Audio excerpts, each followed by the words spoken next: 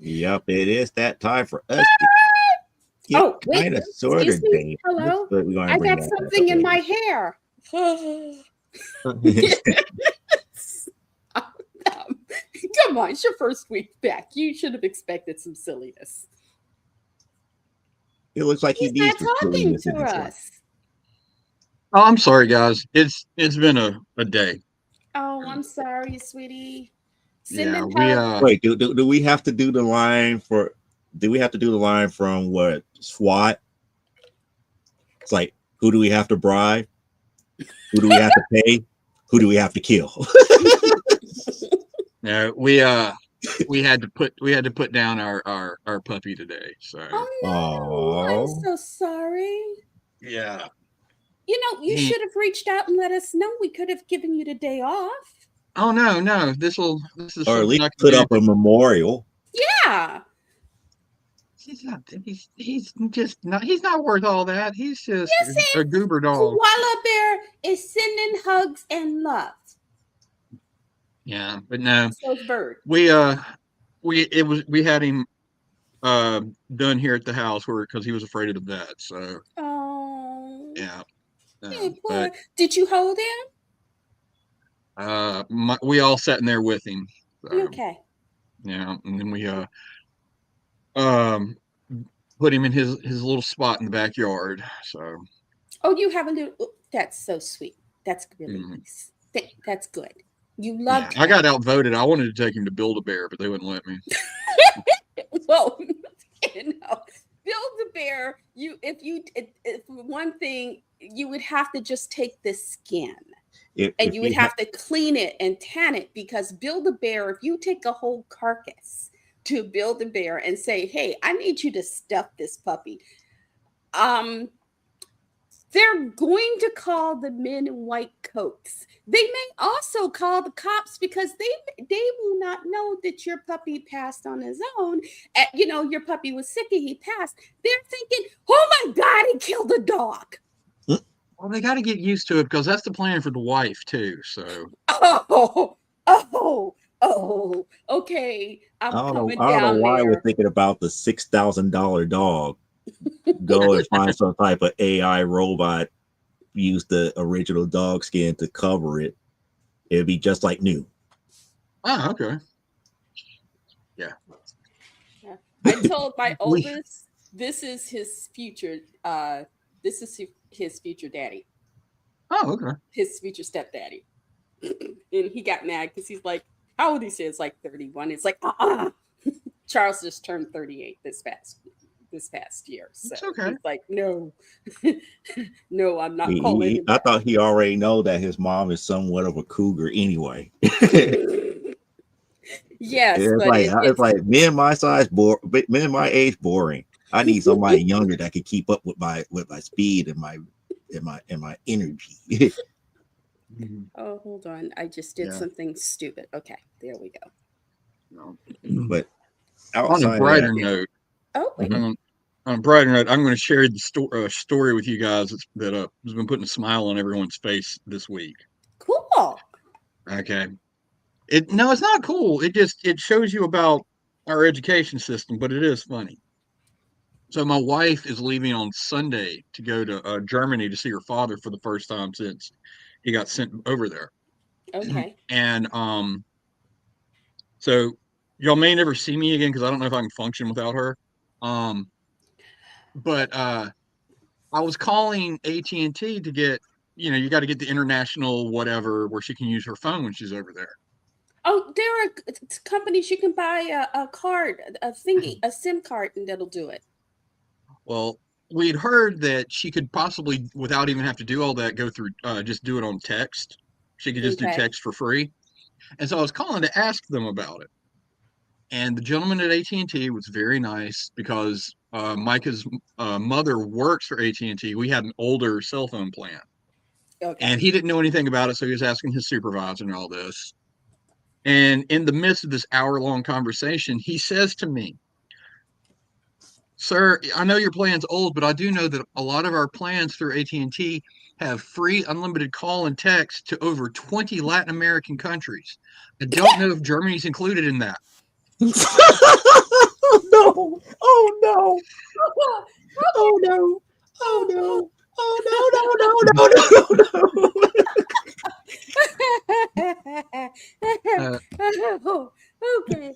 The And great Latin American country of Germany. I just said, oh, okay, I'll just pay for the plan. It's okay. well, Oh, yeah. Brazil does have a lot of Germans living down there. Yeah. But it's still not Germany. It's not where we went to fight World War II. So, yeah. Okay. The great Well, Latin American country of Germany. Wow. Yeah. So it's been an interesting week. I'm well, you know how to get us. Mhm. He's got my phone number. Call. If you guys find yourselves freaking out, you need to hear a voice of cruel insanity, call, text. My phone is usually on because I have to keep it on for my mom. Um, so reach out, scream at a sister, hey, it's crazy. I need to just know that I'm not the only adult alive in the world. Help me. And I answer the phone. Yo. So, I appreciate it. I may take you up on that because I never know if there are any more adults left in the world or not anymore. So you you know where to find me. Like I said, you know where to find when I have been going through some stuff professionally. Um and Joe will tell you I have been hitting him up on Messenger over stuff. And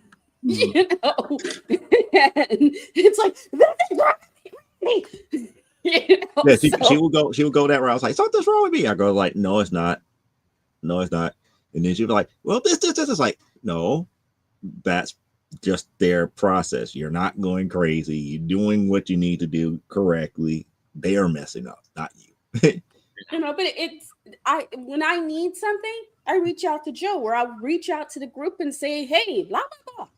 And they reach back and it's like, okay, you need to quit being so crazy, but they're there. So that's part of what the group is for. Hence the line from SWAT. It's like, who do we have to bribe? Who do we have to kill? It's like, I mean, the Colin Farrell version of SWAT is to me is like one of the best, if I could say, cop movies that had a universal theme. You got this one major big bad by accident, and they don't realize who they have in custody, and all hell breaks loose.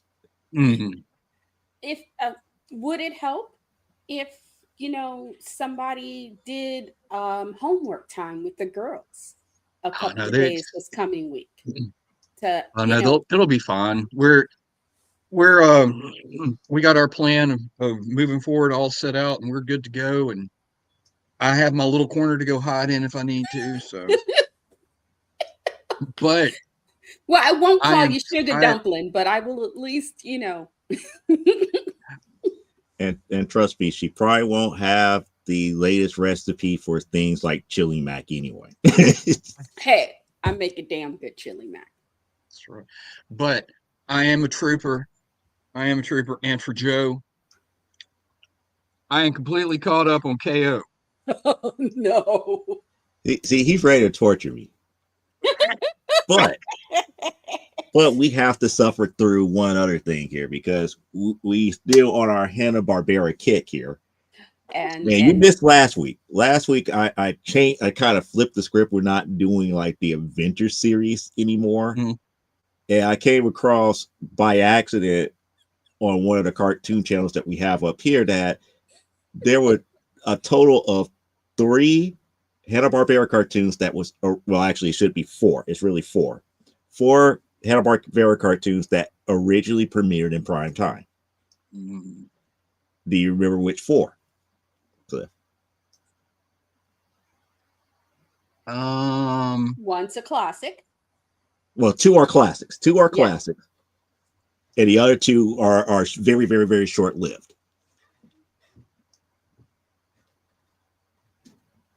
Off the top of my head, no. I want to say Inch Eye Private Eye just because I like Inch Eye Private Eye, but I know that's not right. No, that was regular afternoon watching. Flintstones, Flintstones was the first.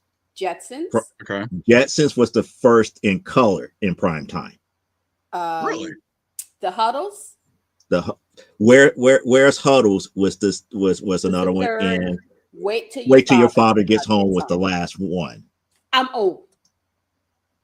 So last week we did Where's Huddles, because Where's Huddles was weird because it tried to be kind of like what they were trying to remake the Flintstones, but it had so much of a football aspect to it, but it really didn't hit on any level as far as where they were going with the comedy and everything with it. It missed out on so many levels. Obviously, I've seen the Flintstones and the Jetsons. I have heard of the Huddles, but the last one you said, that I have no idea. Wait till your father gets. Wait till your father gets home. You've never heard of it? I don't think I've ever heard of that. NBC Prime Time. Okay. How did the theme song start? It's like, something, something, something, and we all get along. But wait until something happens really bad, and then my mom goes into this favorite song. Wait till your father gets home.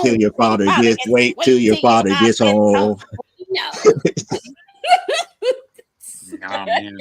But what we're going to show tonight is what I think is the actual pilot that appeared in Love American Style.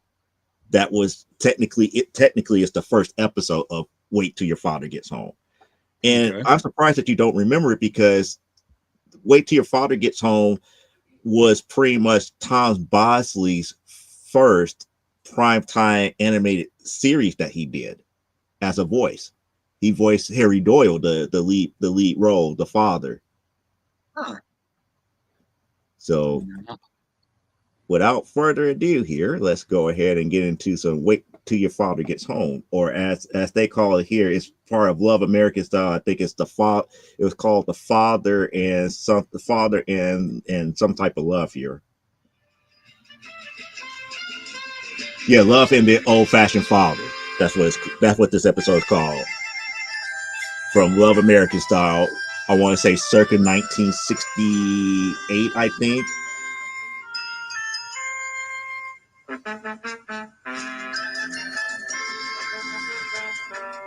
Now, actually, Love American Style is like early 70s.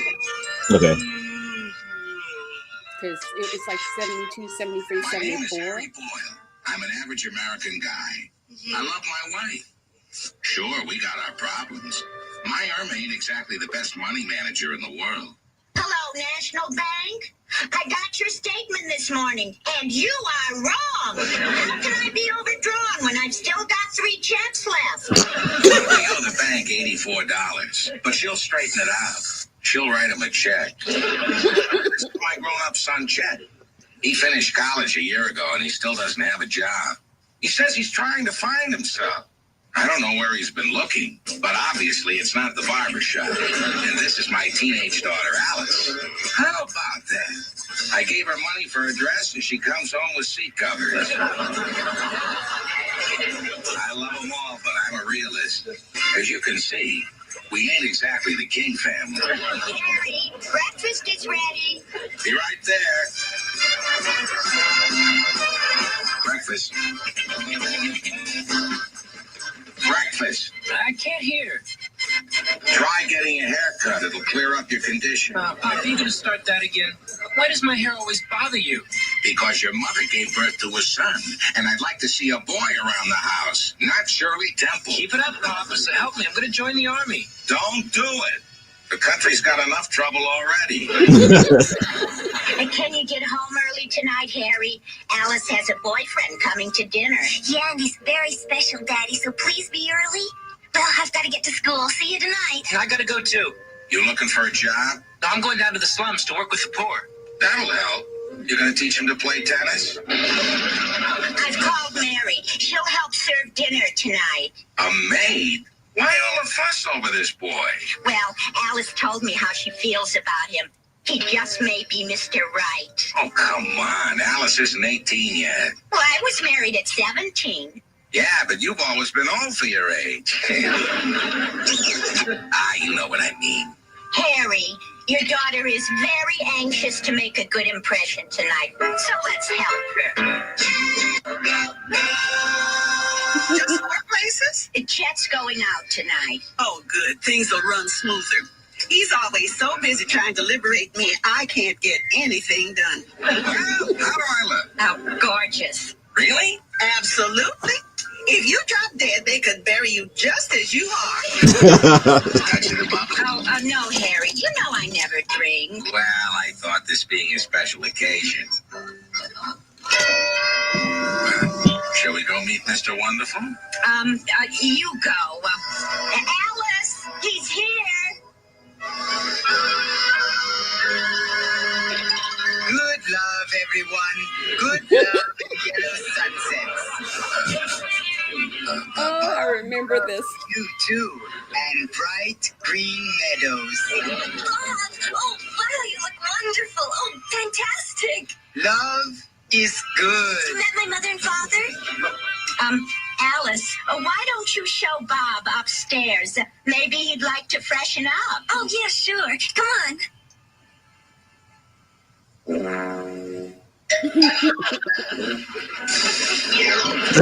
I don't drink, huh? For this, I put on my mohair.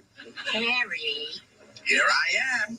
Me, Harry Boyle, starring in a new version of Guess Who's Coming to Dinner. And you were talking marriage. Now, calm yourself. We send her to college, pay a fortune so she can get a good husband, but not her. $4,000 a year and she lands tiny tip. Harry, you can't judge him just by appearance. He might be a very nice person. Yeah, and I might be Lawrence of Arabia. Look, if Alice sees something in him, he must be all right. So let's just relax and get to know him.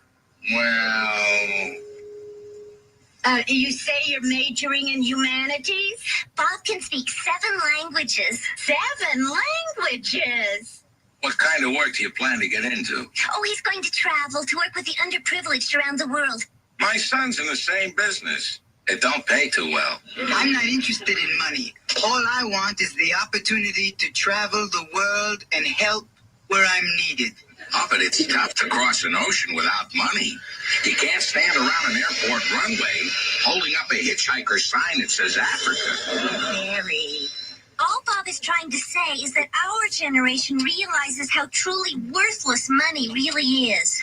How did money get such a lousy reputation? It's fed you, dressed you, sent you to college. It's funny. Behind every kid knocking materialism, there's some poor materialistic father working his materialistic tail off so you can sit around and tell him how awful it is. You gave us the money. We didn't ask for it. You didn't turn it down either. Harry? And they gotta listen to us because the government is responsible to us taxpayers. Oh, are you a taxpayer? No, but I will be. How? You're not interested in money, and I don't think the government will take beans. That's not the issue.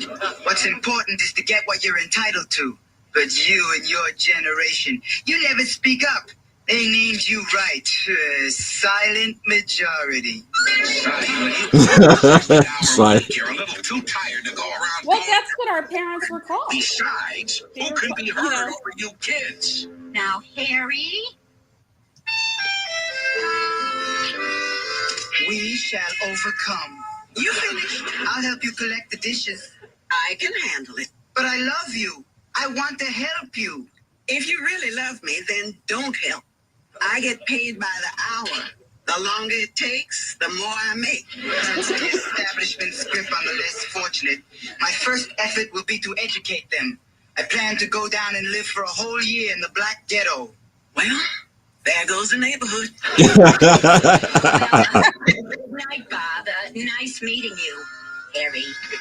Oh, yeah, me too. Well, good night. Good night. Have you told them? Not yet. When are you going to do it? Well, I've been looking for the right moment, but Pop's kind of funny about... Alice, you're a woman.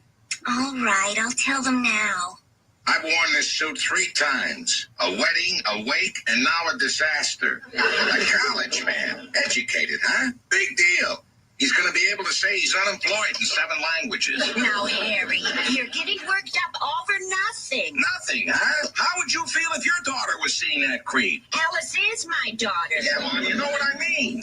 Relax. He's a boy. He was just trying to make an impression. Oh, and he made one, Irma. I'm telling you right now, this is it. Her last date with Nature Boy. He comes within a mile of this house. I'm going to borrow Ralph's rifle, and so help me. Hey, Harry, you're being irrational. I am not irrational. Not now, never have been, never will be. I am in complete control of my senses. And if you accuse me of being irrational one more time, I'm going to throw you out the window. Harry, forget it. I'm sure Alice will see him for what he is. Come in. Oh, hi, honey. What's up? Well, I'd like to go away this weekend. Water skiing, okay? Oh, sure, honey. Of course you can. Oh, thanks, Daddy. I was afraid you'd say no. I'll call Bob first thing in the morning. Bob? You're going with Bob? Well, not just him. Another couple, Ted and Carol. Ted and Carol and Bob and... Right. Not going anywhere? Forget it. But, Daddy... I don't want to hear anymore. Just go to bed. But, Daddy... No, absolutely not. And good night. See, this is more relatable than the huddles. Yes. Get these crazy ideas. It's a movie, Irma. You go to the pictures, and the only Also, time you lots see of the poster injuries hanging over the back that of it. adults will get. Harry, she isn't making a movie. All she said was water skiing. Water skiing my foot. When a boy goes off for a weekend with a girl, he ain't interested in fresh air. Harry, Especially that Bob. There's an X-rated boyfriend if I ever saw one. still, Harry, I think you were too harsh with Alice. Harsh? You know what my father would have done? And he was a reasonable man. He'd have flattened her on the spot. But you can't treat her like that, Harry. You gotta be gentle. You must learn to practice patience. What we should have practiced was birth control. Harry, sometimes I honestly think you enjoy being miserable. Now listen to me, Irma. My children are driving me crazy at home. My partner's killing me in business. Golf bores me. I'm too young for health clubs and too old to chase girls. So what's left? Being miserable is the one pleasure I've got. I have a lot of pleasure because Alice is not giving up so easy. Why can't I go? It's just water skiing. I know all about water skiing between 2 consenting adults. You have a dirty mind. You want to go away with 2 fellas, and I have a dirty mind.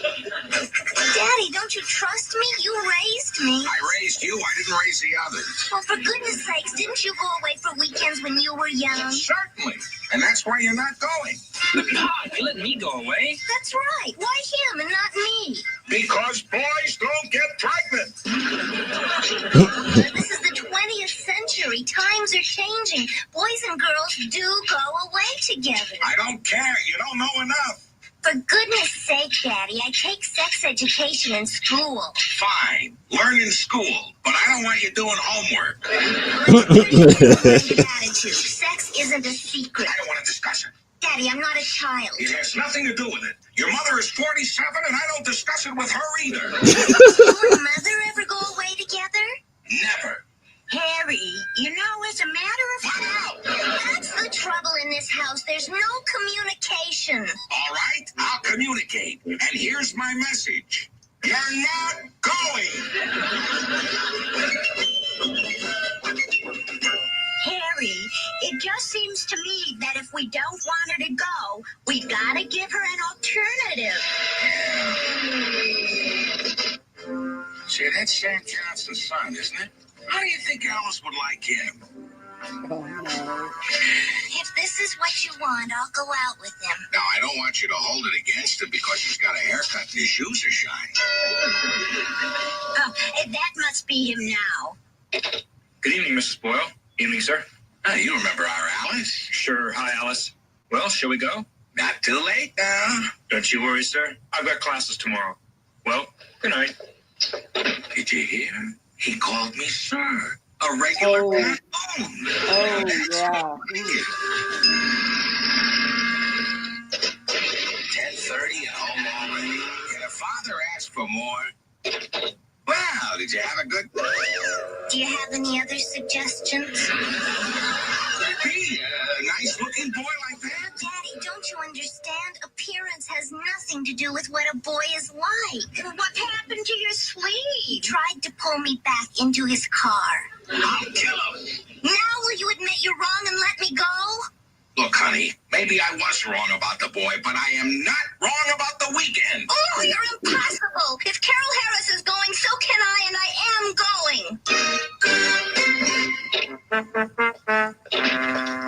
Can you give me a lift, Harry? Sure, be ready to go in a minute. Can I drop you at school? Problem, Harry? Kind of. Kids today, they sure got funny ideas, huh? Yeah, the neighbor is hilarious. I gotta get my daughter interested in something. You know, you and your family should join up with our vigilante group. I don't think Yeah, that's... straighten your kids out. Give them something constructive to do. He used to be part of a duo that their dad used to be, yeah, huh, yeah, huh, yeah, huh, yeah. Don't throw the government, we'll handle Who? them. Them? Don't you read the papers? The commies and the mafia have gotten together with the Jews, your Negroes, your Puerto Ricans. The Japanese and the Mexicans are in on it too. Along with the liberals, the Catholics, everybody on welfare, and of course all them college kids, what we call the hippies. They're out to take over the country. Take over the country? That is the country. And just how are they gonna do it? Through pornography and fluoridation. Weather watch, fair skies today and tomorrow. Oh, hi, honey. I'm going to my room. Good night, Mama. Good night, Chet. Good night, Julius.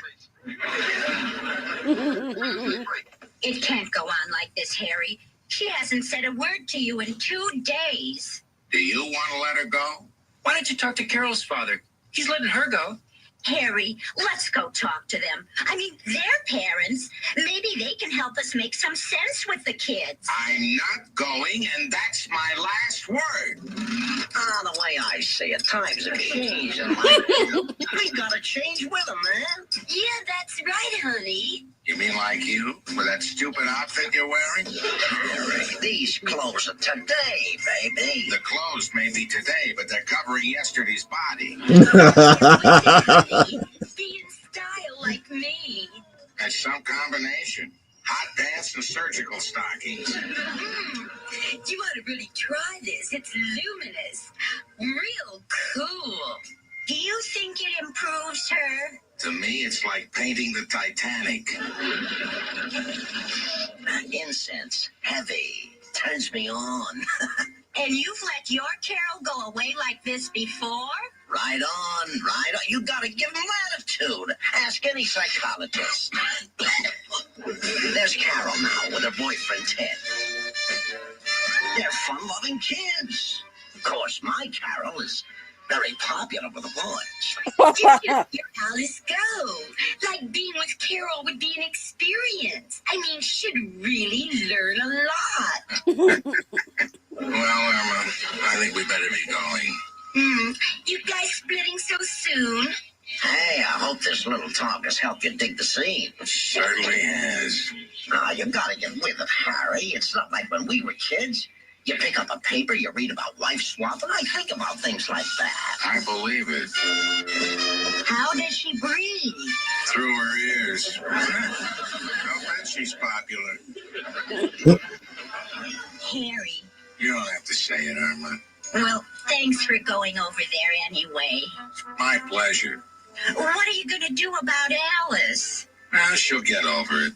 One day she'll understand. After all, she's your daughter. Sure looking forward to the weekend. I love Fridays. Hey, what's for dinner? Roast beef and potatoes. How about that? Great, huh? Mother, I won't be here. Oh, yes, you will. If I have to take away all your clothes, you'll be here. Papa, I'll never talk to you as long as I live. Maybe even longer. Okay, but if you change your mind and you want to talk to me, it won't be long distance because you're going to be locked in your room. You wouldn't dare. Irma, you have your orders. Hey, Pop, you want to know what I think? No. What a scorcher, huh? Yeah, I'd better get my lawn watered. Well, thanks for the lift, Harry. Right, Ralph. Hi, honey. Hello, darling. Awful quiet. Where are the kids? Chuck went to a basketball game. Where's Alice? She in her room? She didn't come home from school. She called to say she was going away for the weekend. She what? Alice said she was going to prove that you were wrong and that nothing OG Del Gribble. Probably still at the Harris's. I'll bring her back if I have to drag her by the hair.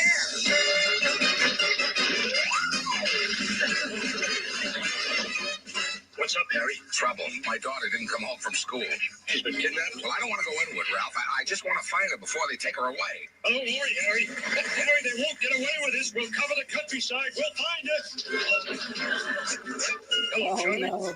We've got a condition red. Condition red. And we got to get right on it. I don't care if this is your ball tonight. You call out the company. Toronto, right now. Harry, baby. My daughter here. She was, but she cut out with Carol and the rest of the dudes. And you let them leave? Oh, relax, baby. They'll be cool. Where did they go? Oh, some lake, I think. I don't know, baby. You don't know? Oh, you're uptight, Harry. You're gonna blow it with your daughter. Let me tell you what the kids need today. No, let me tell you what they don't need. A cool father and a hot mama. Now, wait a minute, baby. That was one hell of a push. I didn't realize that the first time around. Baby. Well, you were how old the first time you saw this? Well, I got there too late. That was one hell of a face palm. She'll be home. Harry, I don't understand. She's my daughter and she'll be home. What time is it? 1:30. Where are you going? Downstairs. And don't worry. I'm not going to put my head in the oven. Besides, it's electric anyway. I waited all night for her to come into the world. I guess I can wait for her to come home.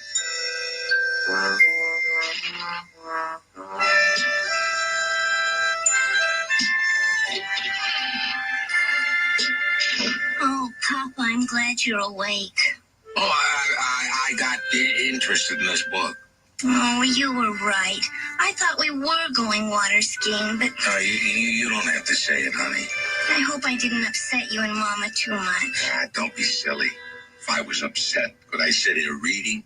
More than this to upset your father. That must be Chet. I guess he forgot his key.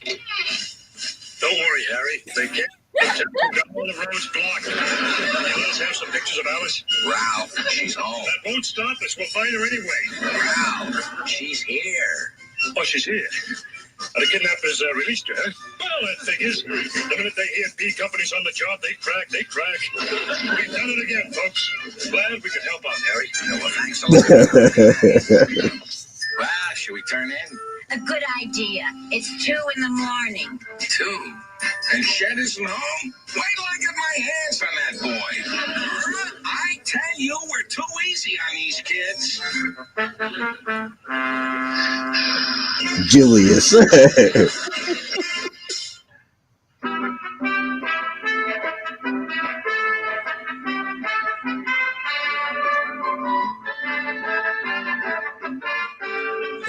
And there it is. That is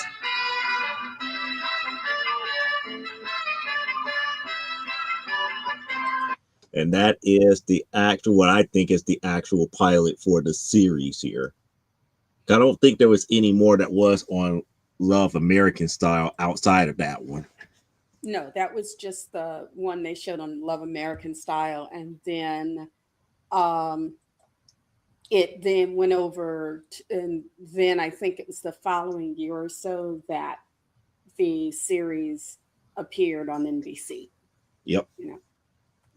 And that was the second ABC show. That was the second segment of an ABC show that got picked up, because I keep thinking the Night Stalker appeared on. I know you keep saying it was a series first, but I keep thinking the Night Stalker appeared on that anthology show before the Night Gallery, before it became a series. It was it was an episode of the Night Gallery.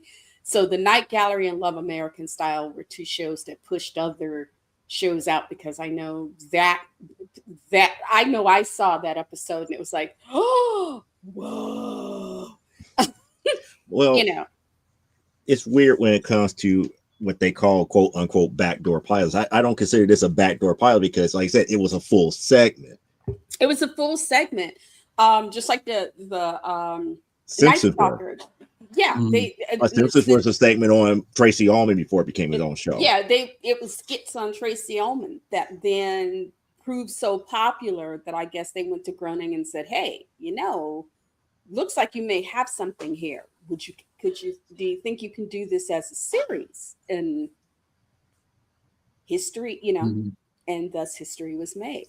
I'd forgotten about the Bob and Carol, Ted and Alice joke. Mm-hmm. And one of the things and I should have expected it because it's NBC. One of the things that was big on NBC prior to this was Rowan and Martin's Laugh-In.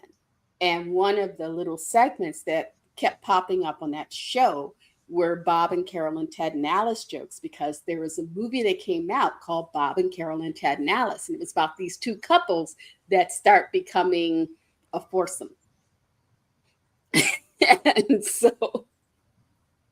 And I never saw the movie, but they talked about it so much. They make jokes about it so much on Laugh-In that, it's like, oh, okay, it's a movie. And it's about these two couples that become a foursome. It was quick to get if you just paid attention, but it was, I forgot that there was a Bob and Carol, Ted and Alice joke in there. Oh, it was a couple. There It's were like a lot I didn't catch the full reference of it, but I knew what they were referencing when it's just like, oh yeah, Carol could teach her a few things. I'm like, oh. It was interesting because this was what Tom Bosley did after Happy Days. Actually, this was after during Happy Days. Are you no, I think didn't the series run after his stint? Because Happy Days was the 1970s, and Happy Days I could have sworn ran into like 81, 82. No, I don't think it ran that far. It's because it spun off Laverne and Shirley. And at one point, Happy Days stopped. And Laverne and Shirley kept going. And Mork and Mindy then picked up. Because both of those were spin off of Happy Days. Were Happy Days spinoffs. And Mork and Mindy went on into the 80s. Laverne and Shirley. So did Laverne and Shirley. Laverne and Shirley was in the 80s as well. Yeah, they ran into the 80s, but I think I think Happy Days ran to like 80, 81, and then they were done. But by then, Bosley was doing less and less work on the show. That is true. It was more and more about Richie and the gang. Because they were also doing things like, remember, we get the term jump the shark from Happy Days. Right. Because the ratings were going down and they were like, well, what are we going to do? And it's like, let's have Fonz. They'll go to California and we'll have Fonz jump the shark. Because Jaws was a big thing back there. And, because they did Fonz jump the shark and Family, which came a few years later. Not Family. It's the one that Billy Crystal got his start with. They did a turn of The Exorcist on that one. Oh wow, I did not know that. Yeah, there was No. I'm looking at the dates here. Okay.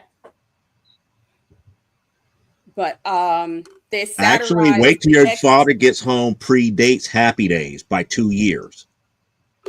Oh, so he did that before Happy Days. Okay. Mm-hmm. Then what did he come off of to Wait Till Your Father? I'm trying to remember, what did he have before Wait Till Your Father Gets Home?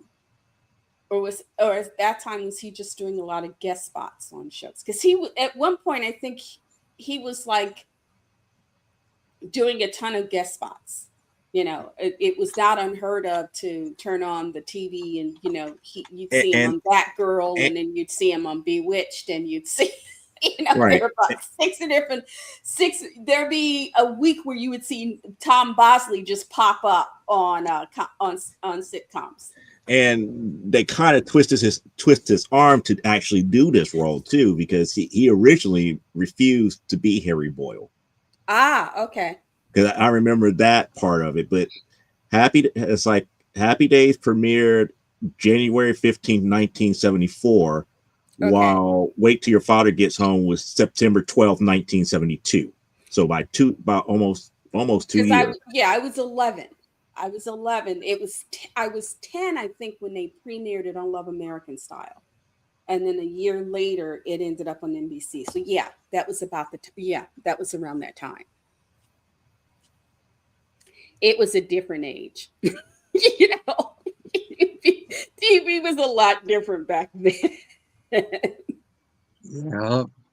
You know, I just like the fact that they had an animated Ron Jeremy for that girl's boyfriend. Yeah. They made him look kind of similar to that. Yeah. The boyfriend was Ron Jeremy, and then Alice's dad was Sonny Bono. Right. Yep. You know, it was like all the way to the haircut and the mustache. It was like, oh my goodness. Except I didn't know who Ron Jeremy was at that time. You know, I didn't know who Ron Jeremy was because I did not know porn. I only knew about Bob and Carol and Ted and Alice because, like I said, Laughing were doing so many of those jokes on the show that you just, even if you never saw the movie, you knew the title. So it was like, so that's how I knew that. I can't, and it's just, I never saw that movie, but it was an interesting.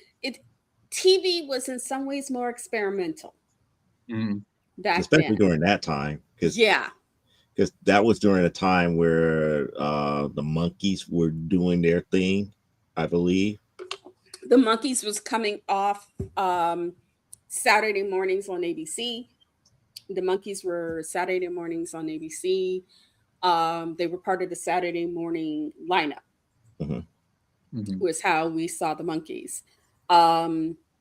And then a music show, because at some point in kids lineup, they realized, oh, a band and music, and it doesn't necessarily have to be live action, because the Archies. And then I still think about what happened with the Monkees and what happened with the Archies.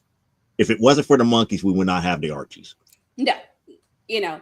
And actually, Boys and Heart, who wrote the music for the early Monkey song, a lot of the early Monkey hits, they appeared on an episode of I Dream of Jeannie. See, I didn't remember that, but I know what happened with the fallout between him and the Monkees. You mean Boys and Heart? There was two of them. It wasn't. It was two of them. It wasn't so much the band as it was Kirshner and Don Kirshner and those guys, because Kirshner was I think he was producing the Monkees at that point. But there came a point in which the boys were like, because they were catching flack. Oh, you're not real musicians. You can't really sing. Well, okay, Davey can sing because he was the people forget he was the Artful Dodger. No, he already had stage presence and everything. But he had come over from England. They hired him over from England, and he had already been well known on stage and had done a couple of albums on his own. But they kept saying, well, Mike couldn't, they kept saying, well, you can't really play the guitar, and Mike, Mike and Mickey and Peter actually had musical skills. They just never was a part of a band until they brought them together. And Mickey even said, dude, I was the drummer. What was I going to do? Go to parties with my drum kit? Let's be real about this. But they were a manufactured band, because they were supposed to be like an Americanized version of the Beatles. Well, they were much more than that. The Monkees is technically supposed to be a fictional band that really wasn't, just kind of like how the Partridge Family was. Partridge Family was a fictional band that really wasn't a band. But what happened with the Monkees is that the 4 individuals that they picked to be in a group had backgrounds in music, and it just worked. They struck lightning in a bottle. And Mickey had background in acting. And because of the producers, because of all the slack they was getting about lack of music talent, they were up there like, we have our own sound now. We have our it's like, it's not like you hired 4 actors. You actually hired people who have background in music. We got songs that we want to do. Producers like, no. Yeah, Mike and they turned down Peter a number 1 hit. They turned down a number 1 hit that eventually went over to the Archies. And I think that's when the Monkees really broke out, because of the simple fact that they refused that number 1 song. And they did their own thing. You remember what song it was? No, I'm trying to remember. They turned down Sugar Sugar. Yeah. Oh, that's right. Mm. They took it over to the Archies, and the Archies made it a number 1. And it actually, not only was it a number 1, but Post put it on the back of cereal boxes. There was a time in which if you were lucky enough to catch them in the stores, both the Monkees and the Archies, and I think one other band had the back of on the back, just to make her feel better. Get off my lawn! Yeah. Anyway, the back now, of technically, the cereal box was technically, I'm just a fogey because I wasn't born when all of this happened. I was born during the time that has happened. I was in 75. I was actually born in 61, so I am. So she lived through it. She lived through it. I was born in the tail end of it, so I was aware. But they used, when they were, the back of the boxes were specially made, and they would press them so that you would cut them and you had a little record. And one was Sugar Sugar. One, I forget which of the Monkees song. I think it was I'm a Believer. Made it to the back. The Monkees, I'm a Believer, Sugar Sugar. And then I think the Partridge Family got, I think I Love You or something like that. I think I Love You. Yeah, I think I Love You made the back of the, and then after that they quit because it was very expensive. You know, it was expensive to produce these, and they were limited edition. You did not, if you didn't get there when those boxes came out, you didn't get them. You know, because it was like every teenage girl with an allowance, even if she didn't like Sugar Puffs or whatever, they were buying them boxes. And the only reason I know this is because my Aunt Julia got them. My grandma bought them for my Aunt Julia. Either my grandma bought them or my Uncle Samuel did. And that's how I know, because I think I had Sugar Sugar. The only problem was they were basically, it was a special coating and then pressed onto cardboard. So they didn't, unless you played them once and then put them away, and they didn't come with a jacket because you had to cut them off. And you had to be careful, because if you didn't do it right, you might cut part of the pressing and it wouldn't play right. It would play maybe once or twice, and then it would start degrading. So there you have it. You know, from the you put up, I was there for that shit. I knew that Laney babysat friends. Oh wow. Wow. Okay. Wow, that one was kind of harsh. Oh, kind of. But don't I think it's going to be that time for Cliff to get me upset, because before I do that, okay. Before I get you upset, I haven't been on since, but I wanted to brag on my sweetie. Okay. My dear wife, for Christmas this year. She presented me with this very large box that weighed about 1,000 pounds. And I opened it, and inside of it were 10 of these lovely 3-ring binders Oh, so she got you the Marvel Universe set, the 3-ring binder Marvel Universe set. The I'm coming to Marvel your house. I'm taking that. I'm and sorry. the DC one. You can't fight me. Oh, she got you the Who's Who as well. Yes. They mine now. You just They're be beautiful. prepared. I'm coming. I got all my stabby things. You dead. It's a complete collection of them, and stuck in amongst them. I don't know where these came from, but there was another binder, Uh-huh. and it was full of all of these other 3-ring things that I thought were part of the Ohatmu, the handbook, but this Mhm. apparently from Is the that early part of the 90s gamers? That part of the gamers manual, the gamers was Marvel a Universe. role-playing game. Yeah, the gamers handbook to the Marvel superheroes. Yeah. And so I've got almost a complete set of that too. To go along with the year before, she tracked down a lot of the old DC role-playing game source books for me. Who So did she kill to get that? I never asked her, but she is like See, now you want to bloodhound. make me do what I Now don't I want got to to do. get online and see what tech bros have gone missing because See, she now Yeah. y'all going to make got me do somebody y'all and going to. inflicted some pain because I know some dudes who have that, and you have to damn near kill them just for them to admit that they own it, not to get them to let you put a peeper on it. Yeah, she's very persuasive, and I love her, but she scares me sometimes because once something becomes a thought to her, it becomes an action. Like we were Hold on, gonna, we got to take a minute for the unknown tech bro who obviously has stopped existing. Let us take a moment of silence. Okay.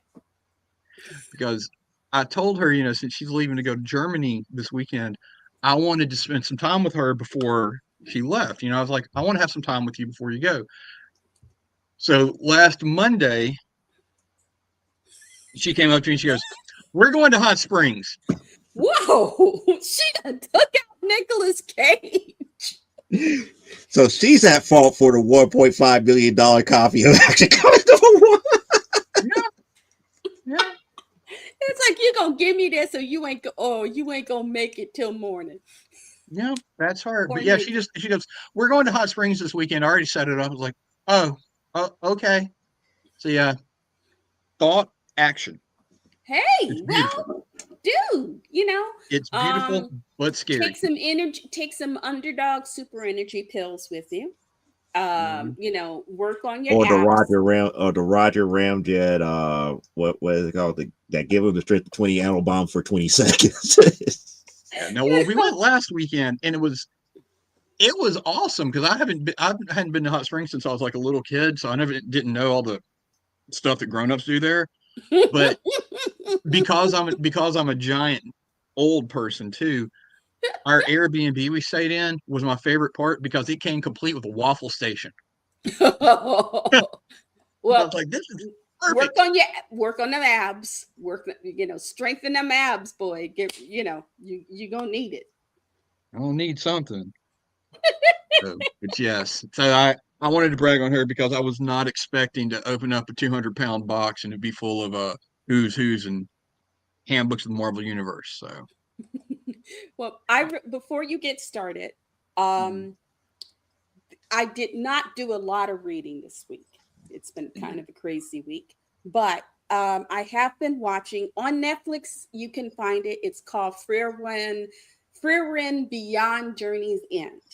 And I didn't watch the first Frieren season. She's an elf mage, Mm-hmm. and she gets with a classic D&D style party. So she's the mage, they have a warrior, they have a cleric, and then they have, of course, a big, strong hero guy. And this series that I'm watching takes her after, because she's an elf. Elves live, they're very old, and all of the guys except the dwarf who is on the end of his life, have died. So she has buried her other of her three comrades. She's already buried two. And the series is her dealing with life after, because they went and they got rid of the big bad, and now she is touring the world. That is sort of, there's, it's not that there still aren't big bads out there, but they got rid of the big bad, and these are what she's encountering now, are those who are trying to become the big bads until she shows up and goes, please, you ain't that bad. I like it because the hero is female. The elves in this series are not like your Tolkien elves. They kind of, she meets an elf. The elves don't really talk a lot to each other. They are more solitary creatures, and as you find out about elves in this, it's kind of like, well, geez, how do you guys even have elves? Because y'all don't spend much time together. They spend time with everybody else but elves, which is why in this series the elves are beginning to die out. Their numbers are dwindling because elves kind of look at each other and go, "I ain't horny, bye." They go off and kill monsters and they don't have sex. So to me, that just cracks me the heck up. It's like we make friends with humans or whatnot. We go off, we kill stuff, we don't have sex. And that's why they're dying out. But other than that, it isn't interesting because it's looking at this series from her perspective of, she, for the first time, is learning about loneliness and grief and how to work your way through it and how to not let it block you off from new people and new challenges and things like that. And it was better than I expected it to be.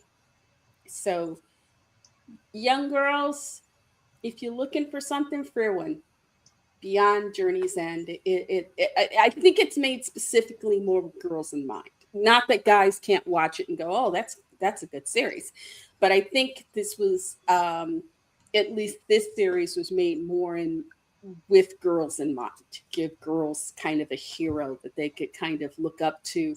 And like I said, this new series is like a journey of self-discovery for her. And especially since it turns out one of the characters, one of the men who's already died, when they show flashbacks, it becomes very apparent that this guy was in love with her. And I'm coming up on the last few episodes, so it'll be interesting to see, because she wants to go to this place so she can talk to his spirit. And I'm beginning to wonder if she's beginning to realize that she was in love with him too.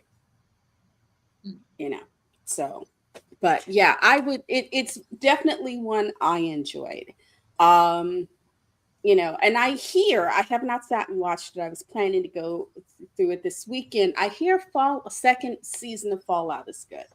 I will let you know next week when I've sat down and watched it. And also, if you haven't, watch some teasers for Doomsday, because I was watching them watching Struggle Nation watch them, and dang, that's dang. There's 4 so far. They're talking about releasing one, I think one a week for a while. They have quite a few people, but the lineup is looking interesting.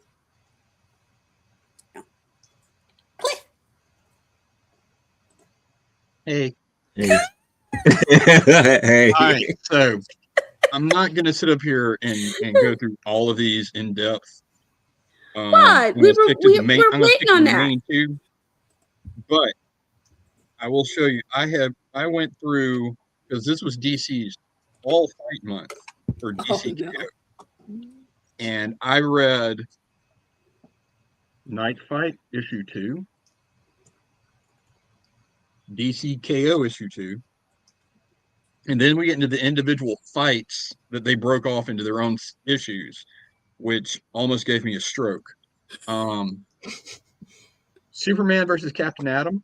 What? Wonder Woman versus Lobo, What? which may be the worst comic book I have read in a very, very long time. Aquaman versus Hawkman. Cyborg versus Swamp Thing. No. Cyborg has too much respect for Swamp Thing and too much self-respect to deal with that. Harley Quinn versus Zatanna. Jay Garrick, the original Flash, versus Guy Gardner. And of course, because we had to, Jason Todd, the Red Hood versus the Joker. Oh, a rematch.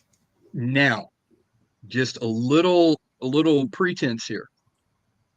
All of these fights, just like any good pro wrestling show from Mexico, are all 2 out of 3 falls to win. Okay. And out of all of those that I named, Superman versus Captain Atom, Wonder Woman versus Lobo, Aquaman versus Hawkman, Cyborg versus Swamp Thing, Harley Quinn versus Zatanna, The Flash versus Green Lantern, Red Hood versus Joker, only one of those ended with 2 straight wins. All the rest of them went all 3 rounds. So you guess which was the one that ended with 2 straight victories?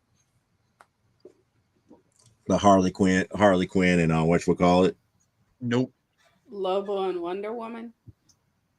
Aquaman and Hawkman. Aquaman beat Hawkman 2 straight. Because of course he did. So starting off. Wait. How? Okay. I have a headache. I'm just trying to think. How would Nth Metal protect him for everything that Aquaman can do? Well, no, see, the thing is, Aquaman beat Hawkman 2 straight because apparently now I'm behind on modern comics besides reading these. Oh, Aquaman won 2 straight? Aquaman won 2 straight. I thought Hawkman beat Aquaman. No. Aquaman apparently has become the water version of Swamp Thing. He's become the avatar of the blue. Mm-hmm. So he uses his new aqua powers to kick Hawkman's ass twice. Mm-hmm. But yeah, I was like, seriously, Zatanna almost lost to Harley Quinn, but poor Carter can't even get 1 win. But we'll get there. Mm-hmm. Night Fight issue 2. Remember, they killed Batman in the first issue of DCKO, but we can't have an event without Batman in it, so he gets his own series. And he is bouncing around the multiverse, coming into different versions of Gotham City with different ones of his Robins in charge of it. And at the end of issue 1, he was in the Gotham that Dick Grayson was in charge of. And they fight because, of course, they do. And Batman wins the fight, even though they do take time to explain how even Bruce Wayne thinks Dick Grayson would be a better Batman and is a better person than he is. The reason Batman won the fight was because Dick Grayson is too trusting and likes people too much. That's the moral of the story.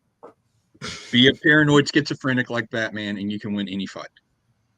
But as soon as he beats Dick Grayson, he gets shot off through the multiverse and he lands in the version of Gotham City that Jason Todd has become Batman in, because of course he does. Holy guacamole. And in this version of Gotham, Jason is the only person left alive because the Joker released a giant unstoppable wave of Joker toxin across all of Gotham City. And the way to stop it, Jason put a red hood over all of Gotham City. See? And so everybody's dead. Everyone's dead except Jason, who stays there to protect the city and keep the legacy of Gotham alive. Because just like in today's America, there are dumbasses who want to go see what's going on and don't believe it. And they get affected by the Joker gas, and Jason has to deal with them. Oh, great. But so now we're about to have Bruce and Jason fight, and it is revealed because this is kind of like Quantum Leap. If y'all remember that show where Oh yeah, Quantum Leap. Bruce jumps into the body of that universe's Bruce Wayne. Yeah.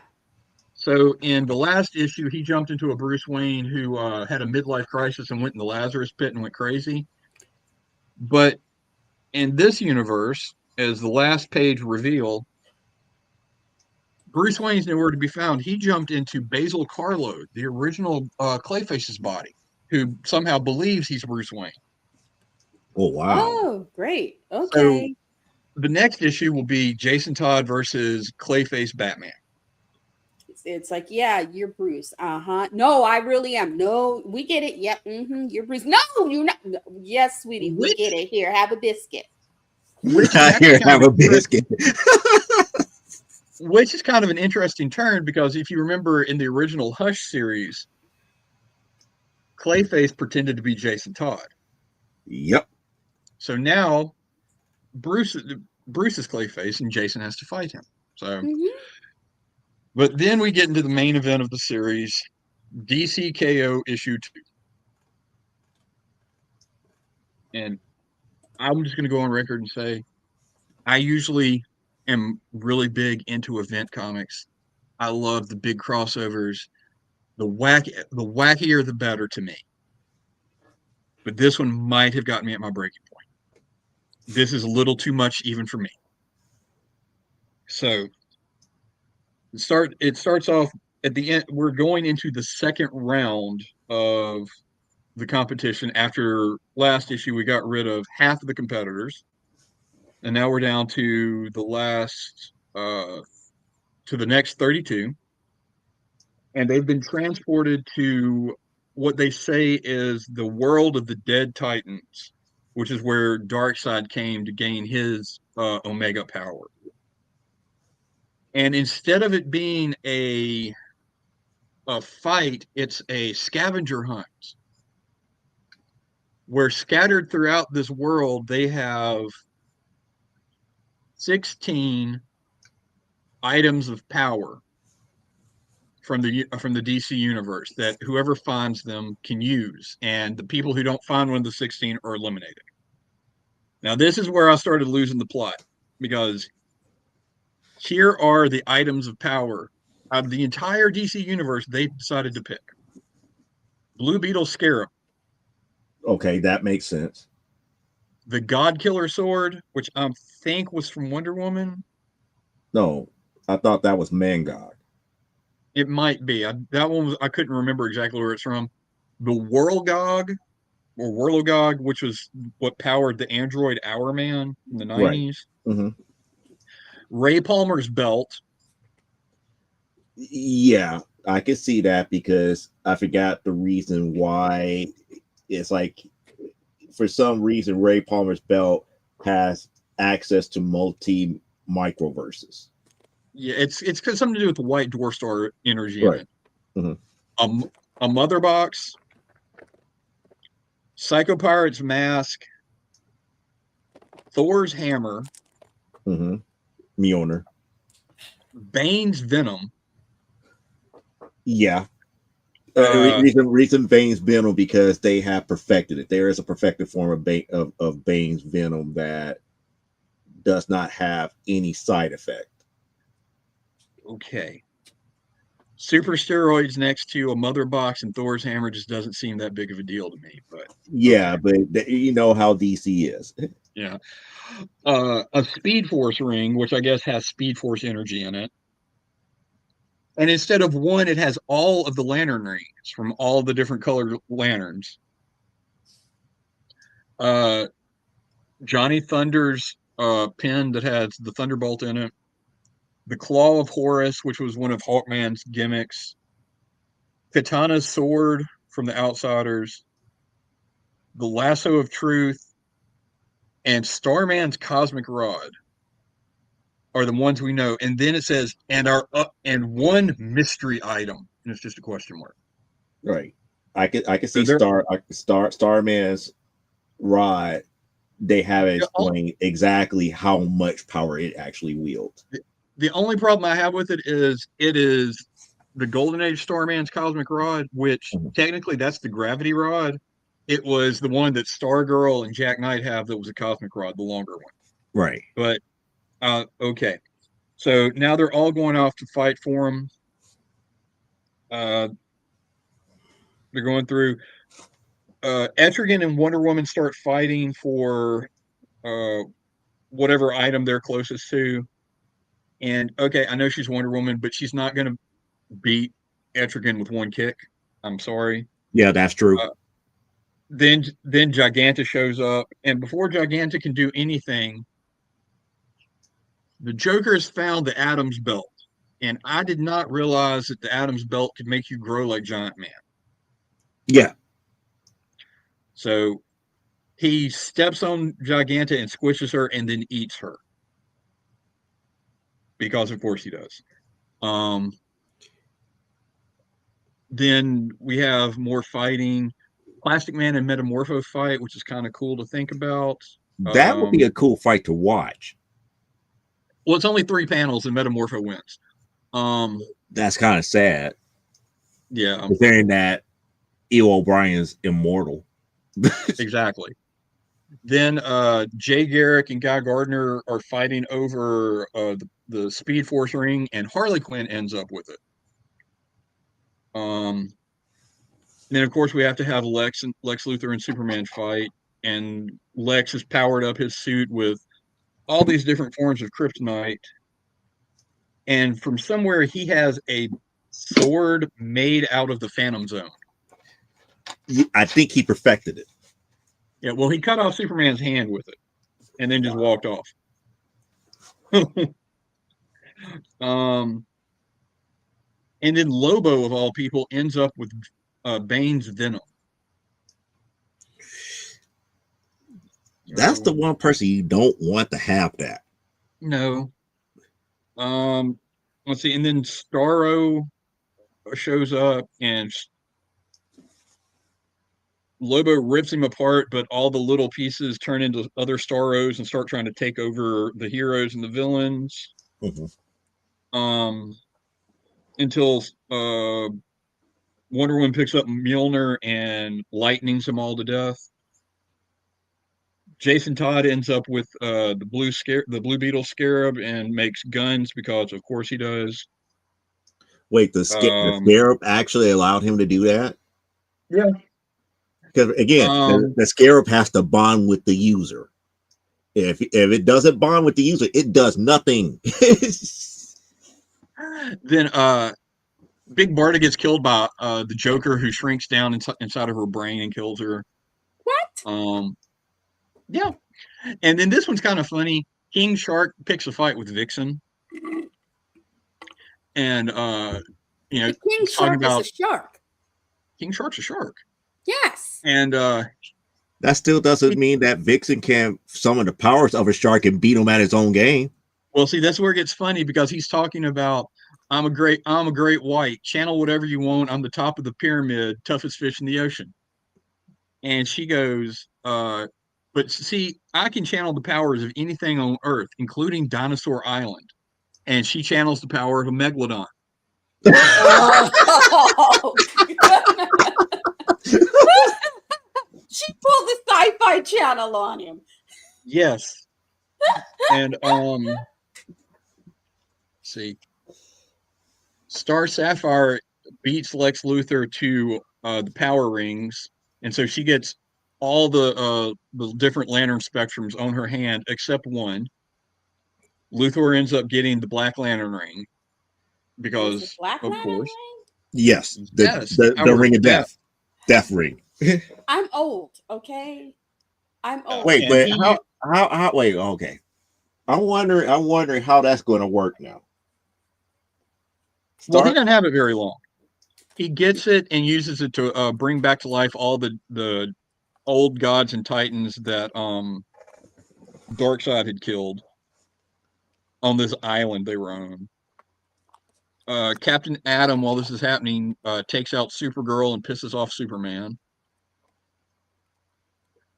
And then Superman finds the final mystery item, because they said to find the mystery item, You have to follow the example of Darkseid, and you shall be rewarded.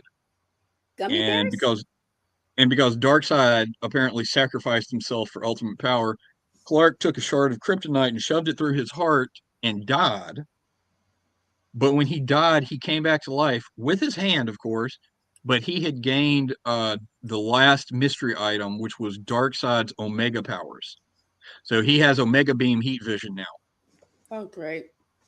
And Great. he's just, Heat vision that doesn't stop following you until the ends of the earth.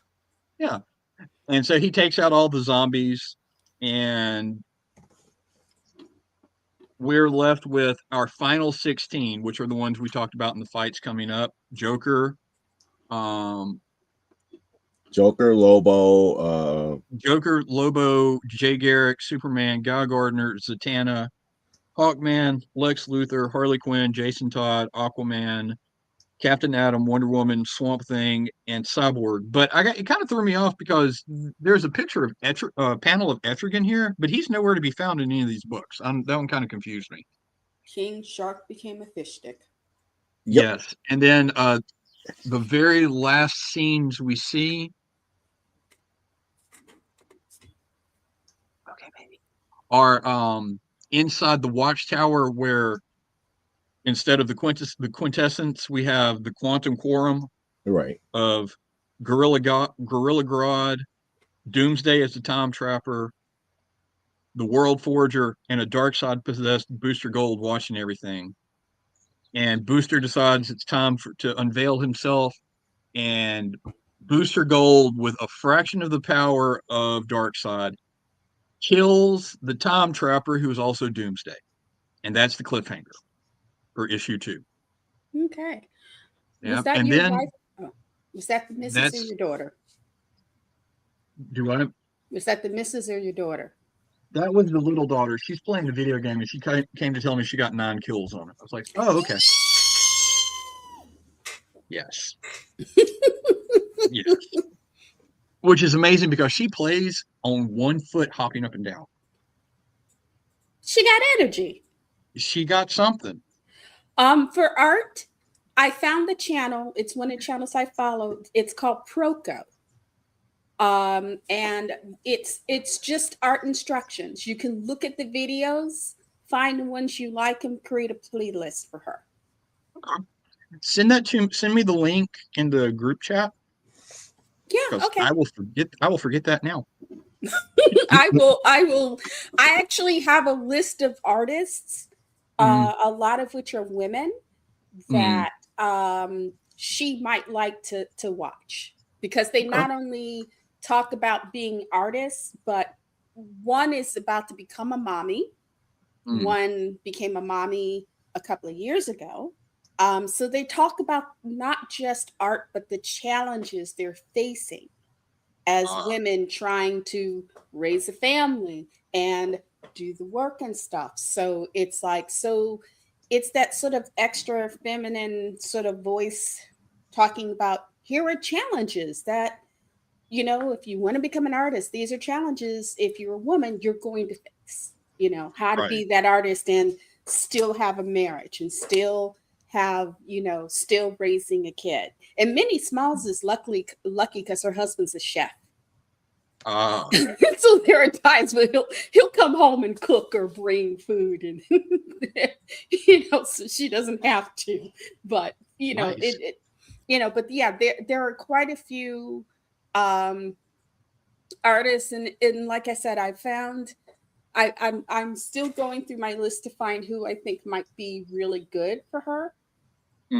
But I was thinking, I really love Minnie Small's work. I really love Happy D.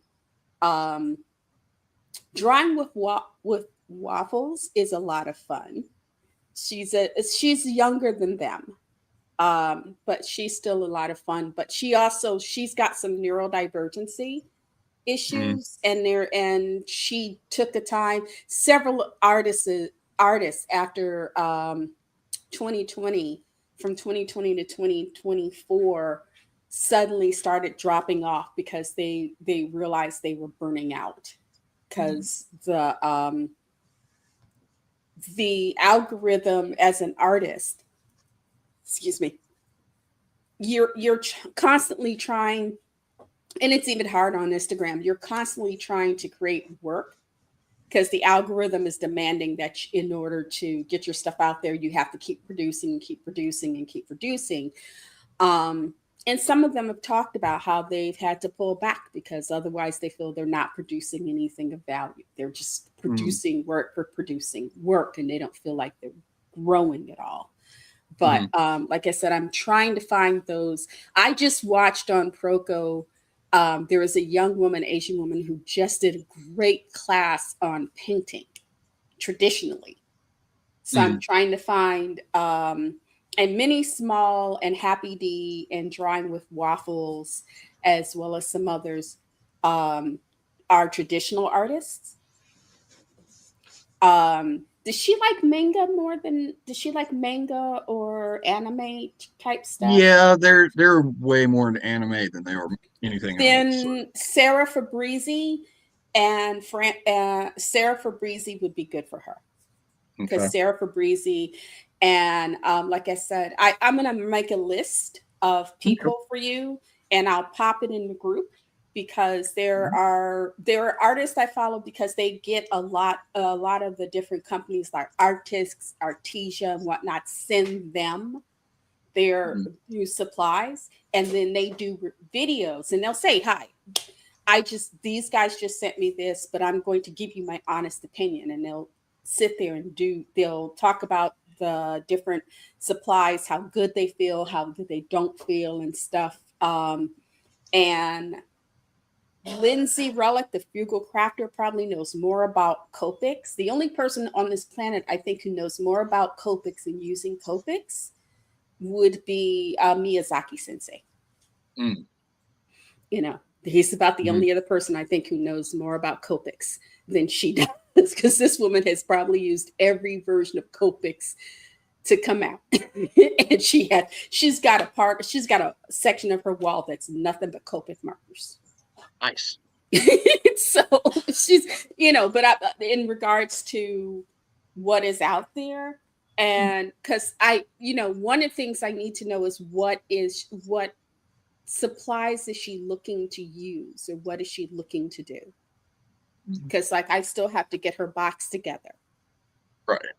And I need you to let me know what is it that she's looking to do. And if I can find some stuff that'll at least get her started, then I can, with the stuff I already have, then ship that to her. All right. I will do that.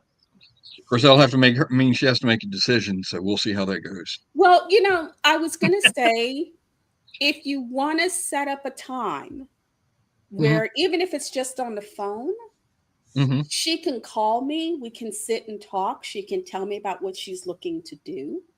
Okay. Because I'm more than, like I said, if you needed help in that regard, that's something I have skill with. Or if there's something about literature she's interested in, I know some great women's literature or just whatnot, she might find interesting. But I will say I was a weird child. I read the Odyssey when I was 11. Oh. Okay.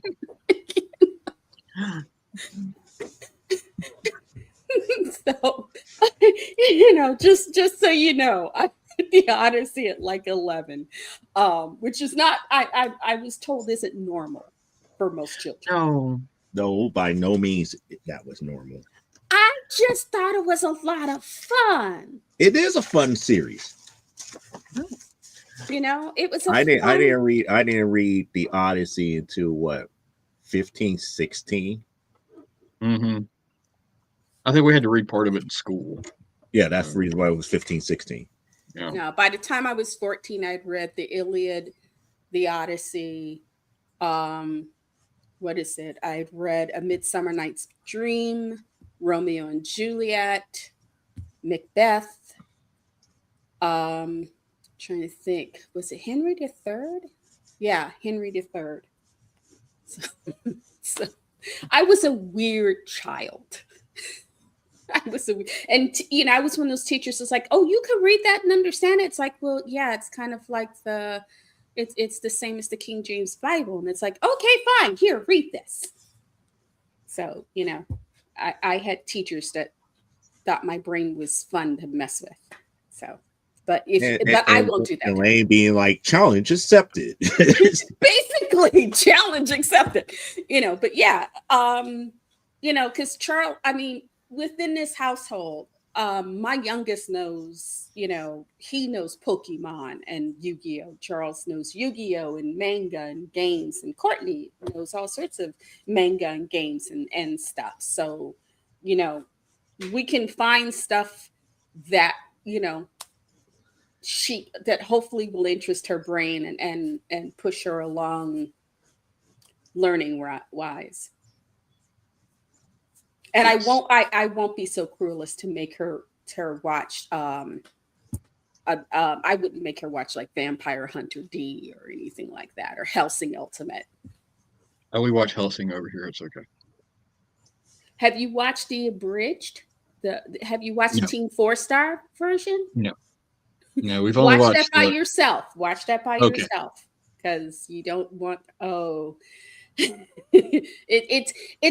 it's a great series, and it is as bloody and insane as the original version, but it's Team 4-star, so it's highly inappropriate humor. Language inappropriate. Yeah. Okay. Yeah. It follows it, but the language makes it funny. Well, it's not just the language, though. The big titty police guild joke is you can't get past that. But I enjoyed it. I'll watch it with you. Again, I still enjoy the Team 4-star X-Men stuff. Dealing with the Juggernaut. I have not watched that one. John? Dealing with the Juggernaut. Oh, okay. I have to watch that one. Charles turned me on to Dragon Ball. I started watching Dragon Ball with him. Those are funny too. Yeah, they have started on Sailor Moon. I have not watched it yet. I think I have to tie up Courtney and force her to sit and watch it with me. She's got headphones on, so she's acting like she can't hear a word I'm saying. She's like, la, la, la, la, la, I can't hear you. La, la, la, la, la, la, la, la. She's got her cute little kitty cat headphones going, I have no idea what you're talking about. I can't hear a thing. Okay, so for the rest of these, I'm not going through them in detail. I'm just going to hit the high points of them because there's a lot of them. Oh, God. The thing that I like that I did find kind of cool about all of these versus books are, because I said it was 2 out of 3 falls. In between each round, let me see how they word it. When one combatant loses, that combatant must choose a form to ensure victory. So basically, any version of them throughout, they don't say continuity, but basically throughout the history of the character is up for grabs. So Captain Atom wins round 1 by absorbing all the solar radiation out of Superman. Ooh. So smart. That's smart. Yeah. Yeah. And so then for the next round, it's kind of neat because they have like the different versions of the characters in the background you can choose from. And Captain Atom chooses his evil form from the 90s Monarch, and Superman chooses the Superman Prom from the DC 1 Million series. Yeah. And Superman wins round 2 by freezing the universe. Yeah. It is not our fault that he lost the first round. It is like he goes, screw you to the universe because he lost the first round. Yes. And then Captain Atom decides he's going to cheat, and he absorbs all the different versions of himself into one form. And it's actually kind of funny because apparently one version of Captain Atom, and I didn't know this, can control time. And so he broke apart his origin and started throwing pieces of his history at Superman. Okay. Including the explosion that turned him into Captain Atom. But somehow this led to because he cheated, the Heart of Apocalypse, that's just making them fight, gave Superman the power of all the different Supermen and Captain Atom. Oh, great. So we have Super Atom, and he rips poor Captain Atom in half and makes him go explodey, and that's the end of him. And so Oh, Superman, Well, again, Captain Atom could explode at any given time, so yeah, that to me is a cop out ending. yes. Now they're talking about him exploding. They had one. It was a throwaway line, but I really wish they would have do something with it at some point later on. Let me see, where is it at? Um, Basically, it's talking about how uh, Captain Atom, he goes, when anytime I explode, basically, Clark was yelling at him for Captain Atom beating up Kara, and and basically Captain Atom said, we're always looking to save civilians and look out for the little guy. But anytime I exploded and got all those times I was launched across time and space, you never came looking for me. Yep, that's true. He has a point there. That is true. Yeah. That But is so, true. but so it kind of has Superman the ring of a wins. lover's quarrel. So Superman wins and moves on in that battle. Because of And your we mother say makes so. really bad pot roast. It's Yeah. it's because of we say so. It's like you exploding. It's like unless there is no container that could hold him after the explosion, yeah, Captain Atom reforms himself. Yeah. And then we get into, I'm sorry, I really wanted to like this because I like Wonder Woman and I find Lobo funny, but this was just a giant comedy book. They made fun of my girl. So they're in there fighting. Yeah, Or Lobo they're probably kept hitting on her as they fight. So it started off they were That's just how going Lobo at is. it, and they're just trading hands, and Lobo wins the first round by beating Wonder Woman to death. Well, that I could actually see because again, Diana and this is not about preparation. It's just like she's warrior born, and so as she fights, she learns technique. She sees your technique, and she and so adapts the to next, it. She the adapts next round they get to pick a form. Wonder Woman picks her Kingdom Come armor form. Mm-hmm. And this did make me laugh. I'm not going to lie about it. That's the armor they used in Wonder Woman 1984. Yeah, that comes from Kingdom Come. Okay. Yeah. What form did he pick? And to quote this Lobo right here, but just in case you felt like going 3 rounds in the sack instead of in the ring, I thought I'd give you something prettier to look at. You're welcome, ladies. And he chose the Lipstick Lobo New 52 version of himself. It's silly. He's being silly now. And for some reason, this isn't called cheating. Wonder Woman called in all the Wonder Girls, Cassie, Yara, and Donna Troy, to fight with her. She didn't call Nubia? Nubia is not a Wonder Girl. She never was. Yeah, she was a Wonder Woman. Nubia was a Wonder Woman. And she should have called Nubia. Her and Nubia would have whooped him quite good. Handed it back to him and some other things too.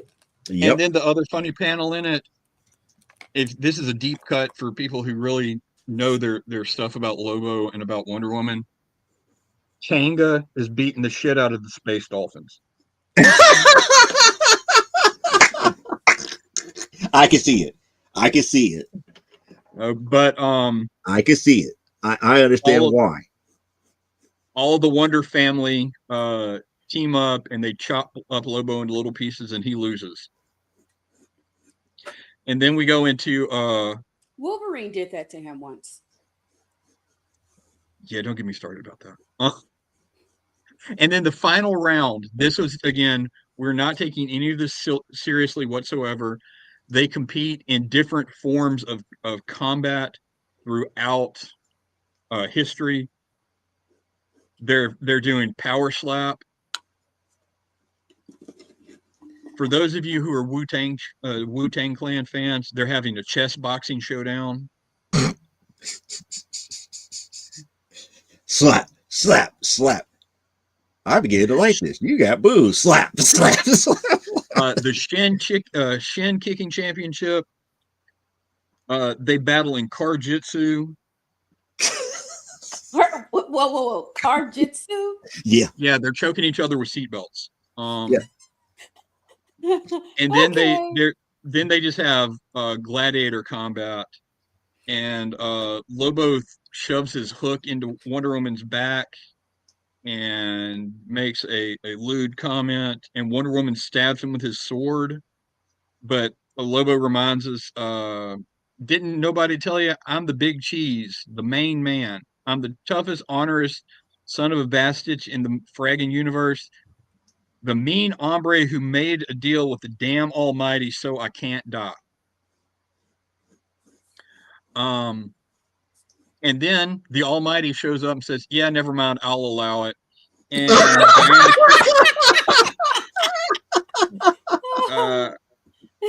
Diana kicked Lobo in the balls and then stabbed him through the heart and wins. Well, she's got better tits, so. The higher power comes out of nowhere and pulls a Mills Lane. I allow it. Yeah. Talk about DC celebrity deathmatch moment.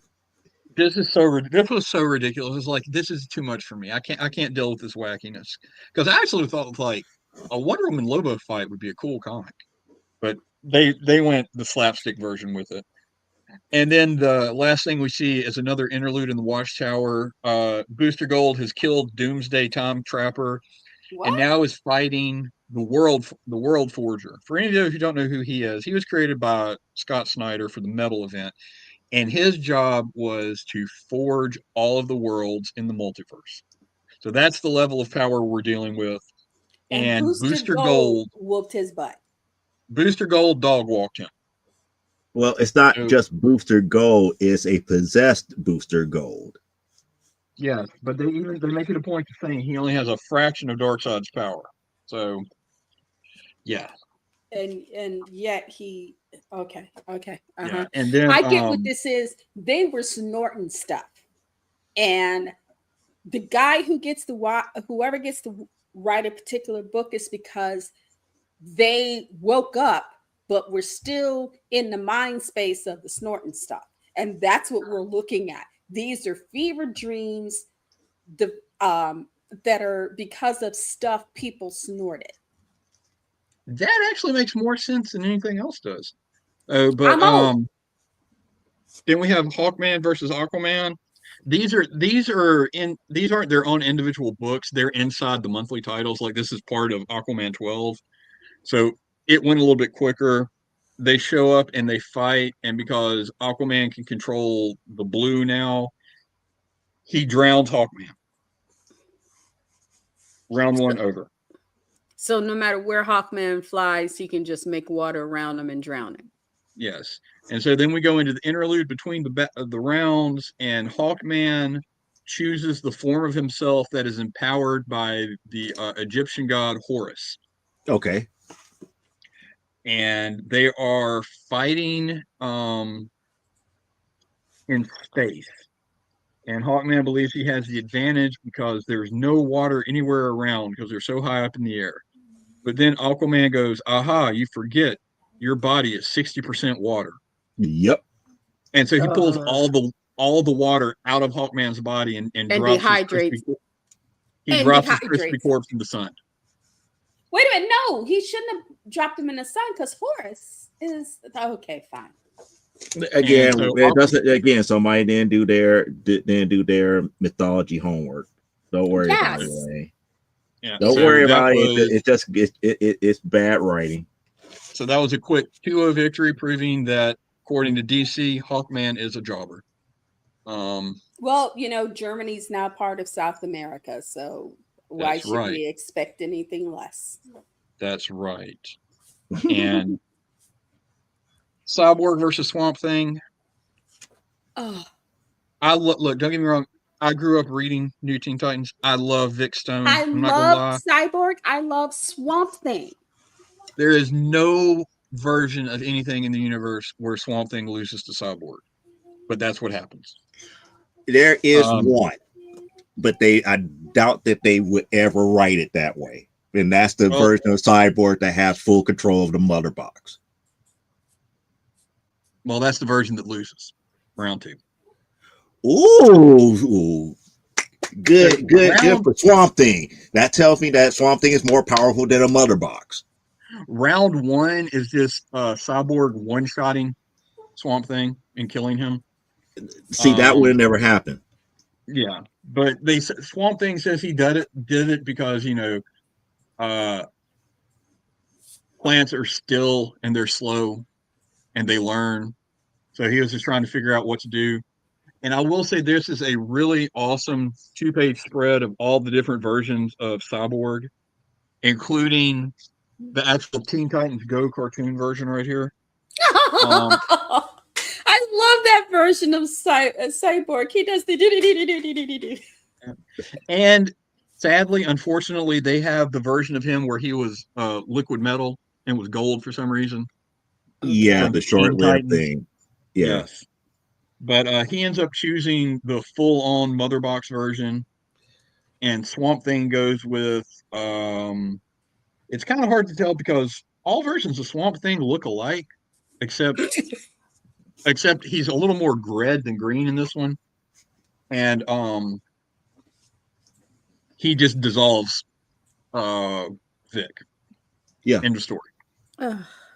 All right. I just I'm skipping all the stuff about the monthly comic in here because I'm not caught up, and I'm not trying to be mean. I really don't give a shit if Roy Harper's daughter, who's grown up, doesn't like him now, because I don't like Roy either. So whatever. Okay. But in the final round, in another quick nod to the cartoon, Cyborg picks a version of himself that looks like the armor that he had when he got sent back in time and fought with the cave people. If you Okay. remember that episode. Yes. And they fortunately who wrote this, John Layman, I think's his name. He's the regular writer of Titans right now. He remembers that Swamp Thing is not saddled to just one body. He actually can make multiples of himself. So he's fighting and just making more and more of himself the whole time. But this version of Cyborg is not alone. This version is his Titanic form. It has star bolts and shadow magic and arrows and a scream of sticks. Because he has all the powers of his friends, and the power of friendship is what beats Swamp Thing. Lame. I'm sorry. I'm sorry. It's just like, the power of Beast Boy compels you. It's like, what? The power of Seriously, it says right here on the next page. I'm sorry, I shouldn't be laughing. And on the very next page, it says right here, you think you're timeless, enduring. So is friendship. So is loyalty. Hold on. Like I said, the power of Beast Boy compels you. And Swamp Thing was like, yeah, man, right on. Go do your thing. And he lets Vic kill him. And so Cyborg wins. So pretty much it was kind of like, you're right. I don't have no friends. Yeah. Because I have no friends, you win. Wait a minute. No, he no. Like I said, the power of Beast Boy compels you because it's that stupid ass logic. Wednesday is not happy. Wednesday is not happy. And neither is Thing. Thing is giving the finger. Mm-hmm. And then I'm going to zoom through this one. Zatanna versus Harley Quinn. Zatanna comes up and she's excited to see that it's Harley Quinn, and it's like, oh, hey, Harley, I'm glad it's you. Let's have a fair. And before she can say fight, Harley crushes her larynx where she can't speak backwards and then hits her with a hammer. Of course she does, because she's Harley Quinn. Yes. And then round 2, Harley Quinn picks her what looks like her Ami Kami costume or something that was designed by an anime artist. Right. Um, and she's fought, and this time Zatanna decides, I'm going to prove to you I can beat you without magic. And they have a girl fight, pulling hair and stabbing each other. Oh, that's stupid. It's very stupid considering that Harley Quinn now has healing ability, so it's not going to be a fair fight. But Zatanna knocks her out and wins round 2. Okay, and then for round 3, Harley jumps into one of Zatanna's forms and gets her magic. So now they have a magic fight. I was really hoping Zatanna would change into the version of her that had the cool George Perez costume from the 80s with the snake on her head, but she never did. I never They just saw kept her in her that. fishnets. Well, again, I would if they did what they did for Cyborg, I kind of wish that they would did the version of her where she had Naboo's helmet and she was a fake for a few moments. Yeah, well, they didn't go that way. As a Dr. Fate with Molly Wop. I was about to say she would have just turned Harley into a sandwich and munched her to death. And so now Harley's fighting her with magic and is being mean to her, saying, you're nothing more than John Constantine's ex and Zatara's daughter. You're always going to live in people's shadows, blah, blah, blah. And says, hey, Puddin'. Zatanna gets really sad and turns into Death from the Endless for a second. And Big Magic's Harley. And as Harley's dying, she's like, I did all of that on purpose to make you fight with a little bit of ruthlessness because you're the one who could win this whole thing, Zatanna. Blah, blah, blah. You're the strongest magic user in the universe. Not. And now Zatanna's determined she's going to win this tournament and become the most powerful being in the universe to bring Harley Quinn back to life. Jeez Louise. Sappy story to be like, we still gonna be best of friends. You know what? It would have been a great fight, but they probably already used her in a different way. They should, instead of having Zatanna fighter, had Barbara Gordon fight. Barbara Gordon fight Harley Quinn. Barbara, if I remember right, is one of the heroes who's not in the tournament and who's evacuating Earth along with the Titans. Okay. But the last page of that book, after Booster Gold Darkseid kicked the shit out of Doomsday, who also had the Time Trapper's powers, and out of the dude who creates planets with a hammer, Gorilla Grodd is beating his ass. I actually kind of enjoyed that idea. Gorilla Grodd is like, you forget, I'm a gorilla. Yeah. We don't play that type of stuff. You might be everybody else that's semi-human, but us gorillas, for us to be in line, you're gonna have to beat us. Literally. King Shark isn't shark until you go, Jurassic Park on his butt. That's right. Jay Garrick versus Guy Gardner. This one, it was written by Mark Waid, which made what happened a little bit more annoying to me. Okay. Guy is making fun of Jay and calling him an old, useless man, and him and the rest of the Jurassic Society need to retire. Oh, he's barking up the wrong tree with that nonsense. And Jay Gar's about to handle his ass. And Jay, being the elder statesman and the cool head that he is, was like, they never specifically said we needed to fight. we could solve this by playing a simple game of checkers. And Guy apparently is too stupid to know how to play checkers, which I understand because I don't know how to play checkers either. And gets mad, and that starts the fight. And somehow, out of all the history of the 80 years plus of the Flash and the Green Lantern, Guy Gardner apparently was the only Lantern to think of making a giant buzzsaw and just sending it out in a circle until it cuts up Jay Garrick. And that's round one. That's a messed up round one. Yes. Then round two, Guy decides he's going to become his Red Lantern version of himself. And Jay Garrick decides he is going to become the Kingdom Come version of himself, which if you've never read Kingdom Come, oh goodness.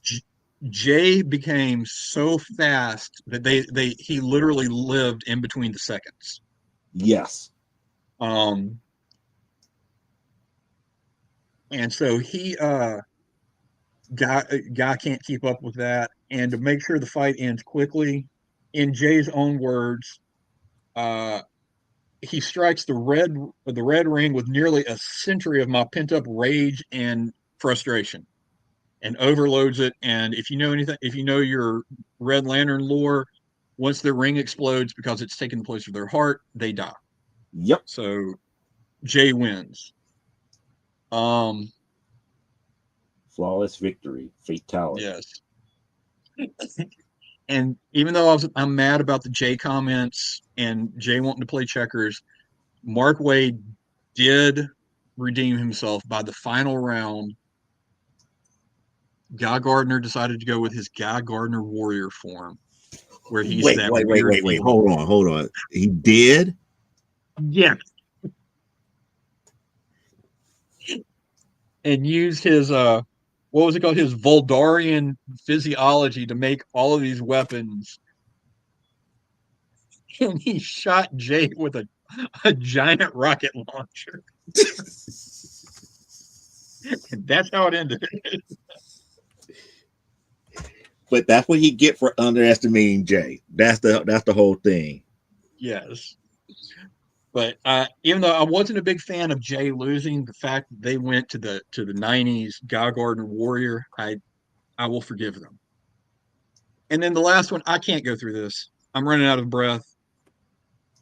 Imagine a Jason Todd versus the Joker story and all of the tropes that they bring up in it. Joker wins round one by dumping him into the Ace Chemicals vat. Mm-hmm. Jason wins round two by turning back into that version of Robin and beating him with a crowbar. And then round three, Jason decides he's going to be a different version of the Red Hood, a more mature one, and fights the Joker with logic or some such nonsense and stabs him through the heart. But at the same time, the Joker stabs him in the stomach. And Jason's like, I won. Woohoo. The murder-suicide. And then he slumped over dead, and the Joker had a built-in defibrillator that started his heart again, so the Joker wins. This is dumb. Was it made to look like a one of those squirting flower thingies that what's his name used to have when he was on a Batman show? No, sadly, that would have been awesome, but no. No, I like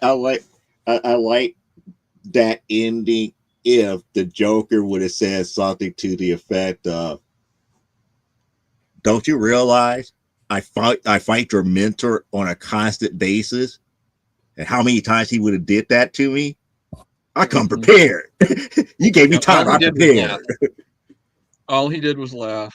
And, now, I will take one exception is they're talking about the reason that Jason says the reason Bruce always struggled against this bony, grinning goon who laughed at him the whole time was the chaos factor, the anarchy, his willingness to fight like he has no care for his own being, blah blah blah blah. Being someone who's fought many a man who's had one too many, and they don't give a care about anything else, that doesn't make you a better fighter. That was just a dumb line thrown in there by somebody who's never been in a real fight. Yeah. Yeah. Oh, of course it was Scott Snyder. I should have known. I like Scott, but Scott will openly admit he's never been in a fight. Yeah, I on a bad day could probably take out Scott. Yeah, and then the final page, because we went back to the Watchtower. All of this fighting and everything has sped up the process of turning Earth into a new apocalypse, and the fire pits have started erupting. Dun dun dun. So now we'll pick up with DCKO3 if I can find the energy for that one day. Now, the only one out of this entire all fight month that I did not read was Superman 33. And the reason I did not read that was because there are so many variant covers of so many books now. I grabbed 2 copies of Superman 32. Wow. I apologize. That happens, but that's not your fault. Knock on wood. That happens, but that's not your fault. Yeah. Which I've gotten better about, because since I've gotten one of the little collector apps on my phone, I can keep up a little bit more of what books I already have. Because before that, I bought like five copies of Justice League of America issue 200 because I kept thinking I didn't have it. So, and it turns out you had all of these variants of it, and then you get home, and you're like, oh man. Yes. Yes. So, but that's DCKO for this month. And CLZ works for you. When is your as it works for me? Birthday? What? When is your youngest daughter's birthday? May. She likes Wednesday, right? She likes it. Okay, my middle daughter is more of my Wednesday fan because she's a Temu version of emo. You can get this at Five Below. Aww. And okay, if you go soon, you can get this at Five Below. Oh, nice. So there's also a bigger one, but Courtney has that, and she won't even let me put my eyes on it now because she says that's hers, and she might have to curse me unto death if I go near it. Yes, it is. No, I did. Oh, we have not made our way through all of season 2 of Wednesday, but I'm not as big of a fan of the second season as I was the first season, except that scene where Thing was drunk. And Enid goes, let's ignore how that happened.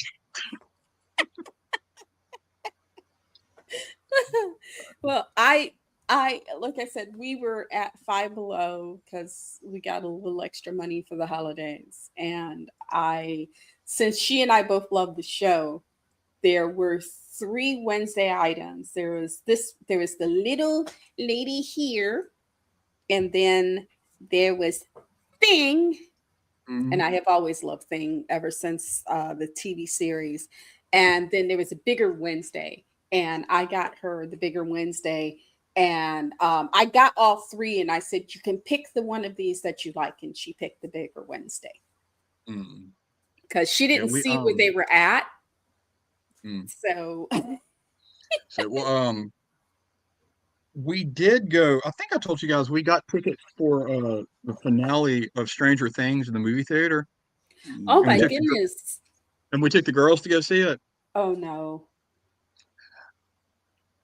I was so impressed. I never knew that this scam existed until this time.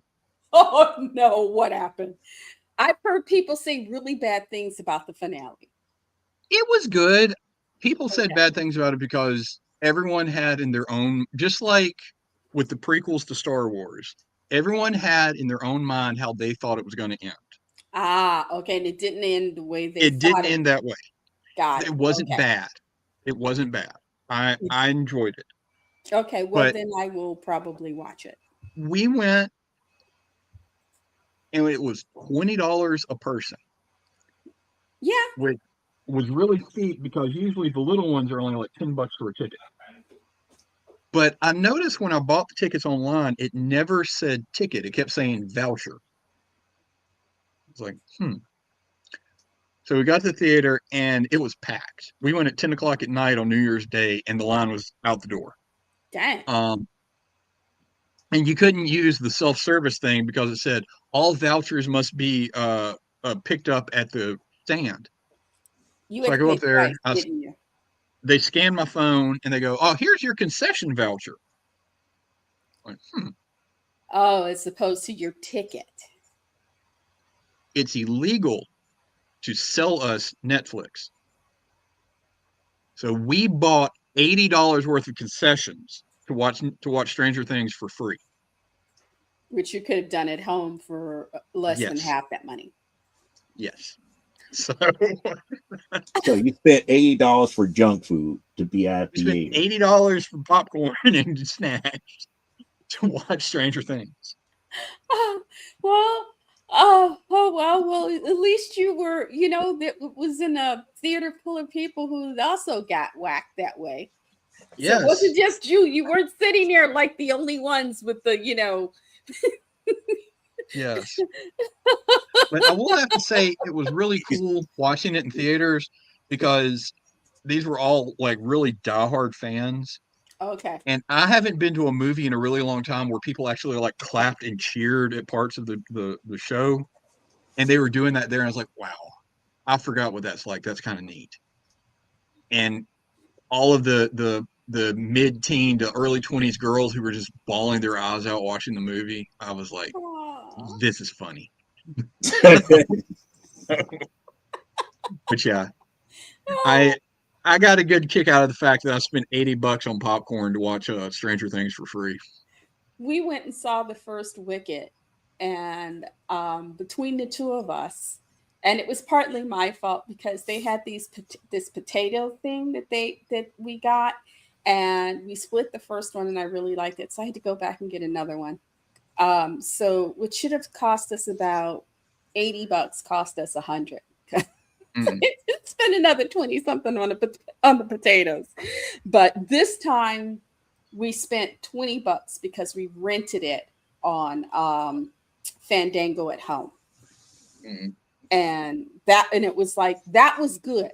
And I will say, if you haven't seen Wicked for Good, understand that it is not the story. It is not Dorothy's story. It alludes to Dorothy's story, but also Frank L. Baum's family, as well as the studio that made the original, there were copyright issues. So there are things in this story that don't jibe totally with the movie. But that's also because there were things that the studio did that were different from the book. So there are some things that are kind of different in Wicked for Good that are, that story comes in, but it can't come in the way of the movie. It's because it's not supposed to be Dorothy's story. Dorothy is incidental to what happens, but it is not Dorothy's story. It is Elphaba and Galinda. I got it right that time? Okay, she nodded. It's Elphaba and Galinda's story. So it's a little different. Sounds but like somebody became the pronunciation police over there. Well, no, Glinda in this version of it doesn't. She purposely she doesn't speak the way she should. She'll mispronounce words because it sounds cuter that way. So instead of calling herself Glinda, she calls herself Galinda.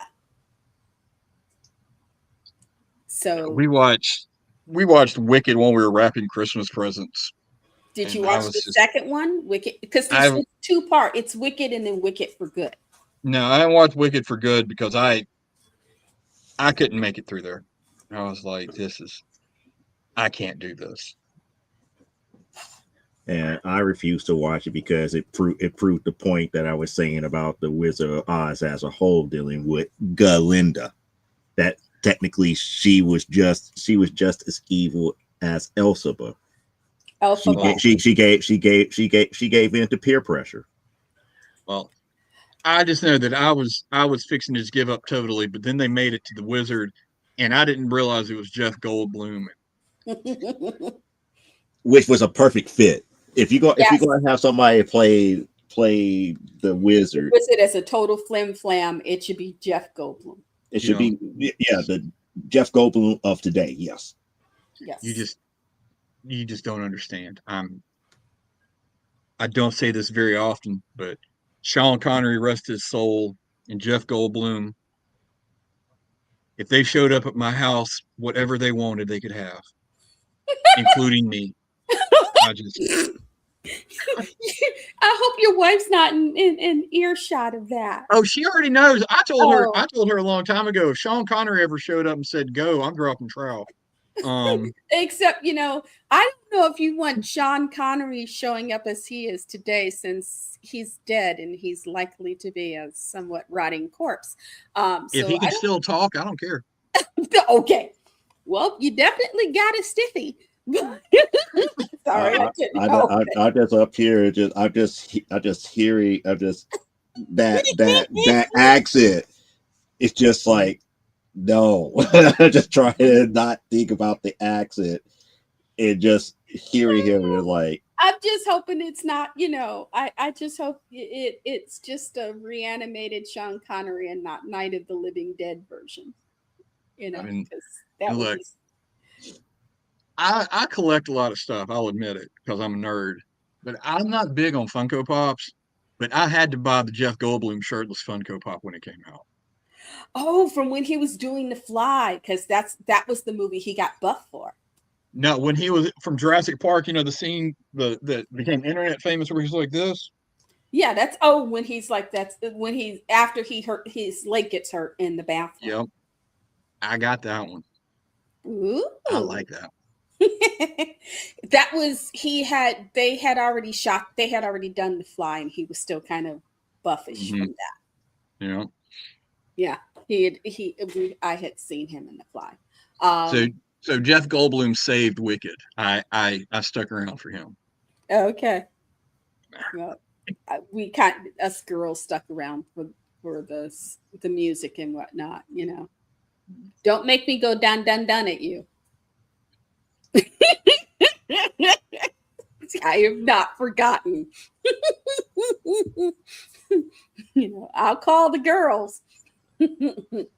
Oh no. We'll have a viewing party. Well, we already have. It's been a day that ends in Y. For some reason, that is not a threat. It's just a promise of more hell to come. I'm sorry. I can never.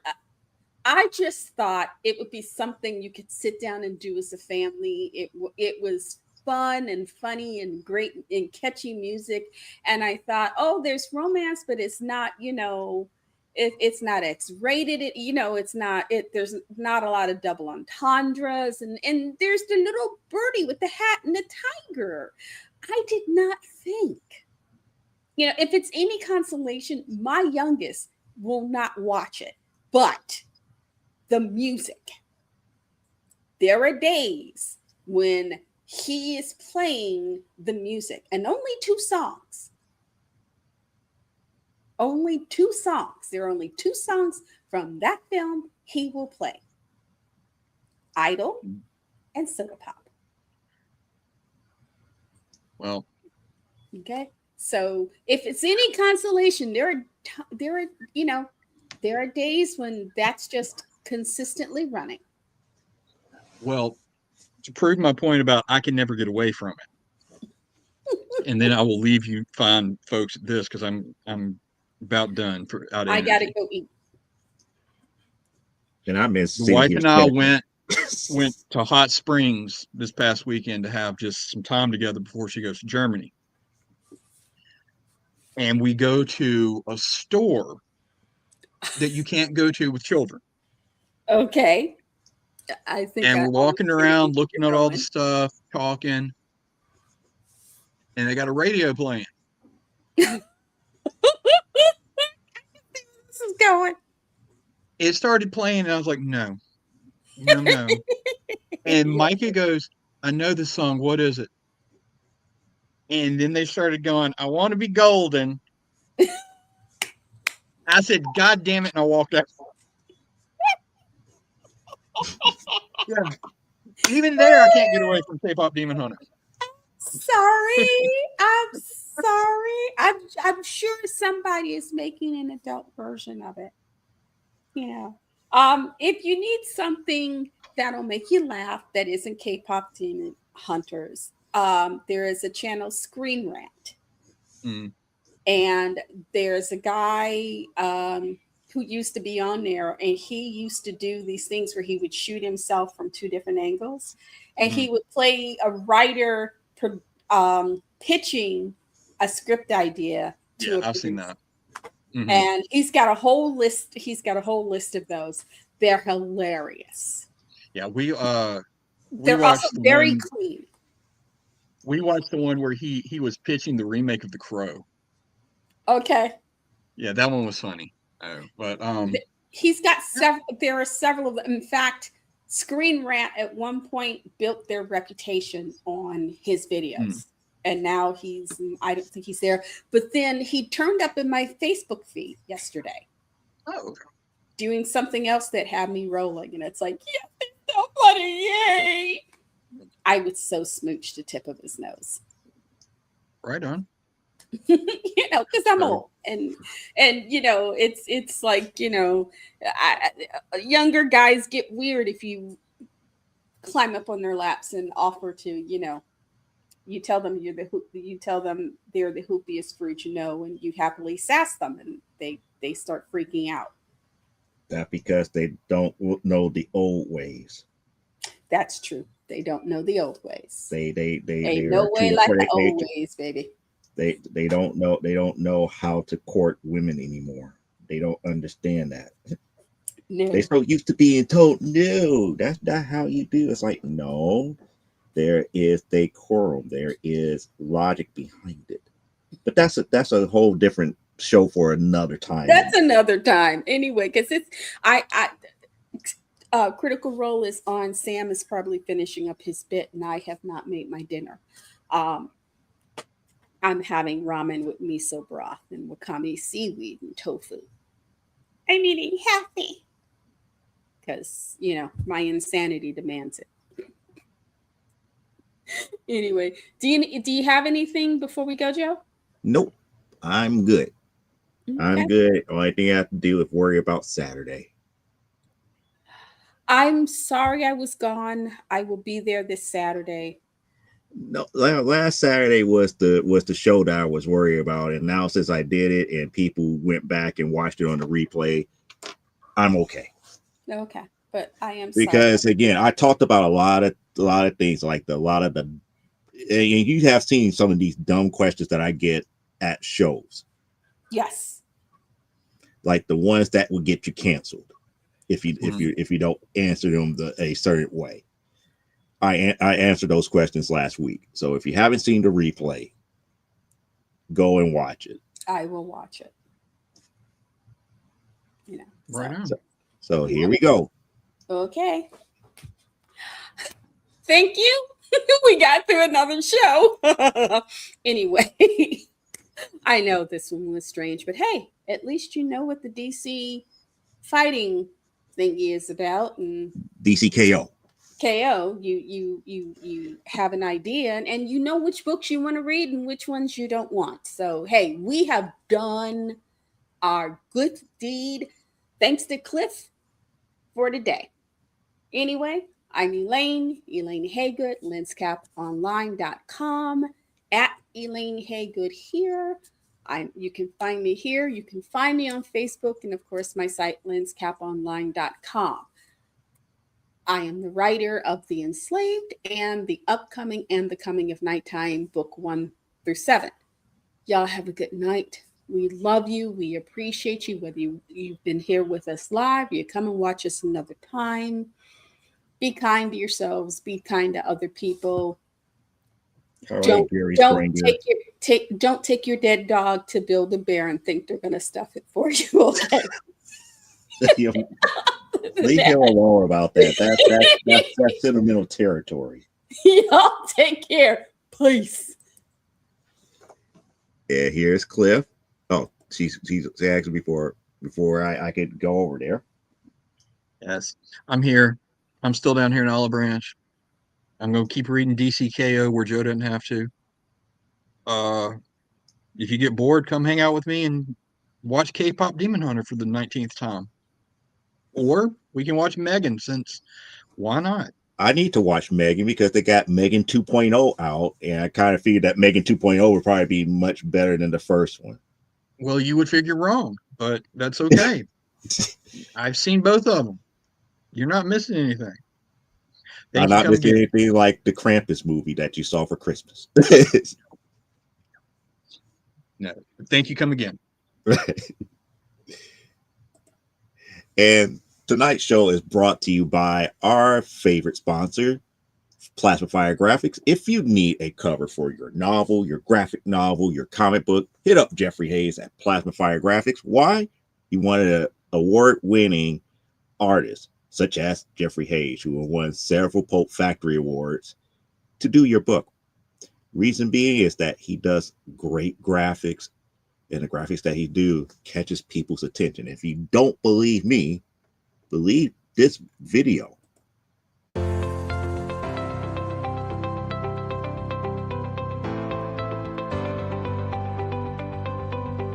You've worked hard and written a great book. Now it's time to give it a great cover. If you're an indie author or small press publisher, Plasma Fire Graphics is your source for affordable cover illustration and graphic design.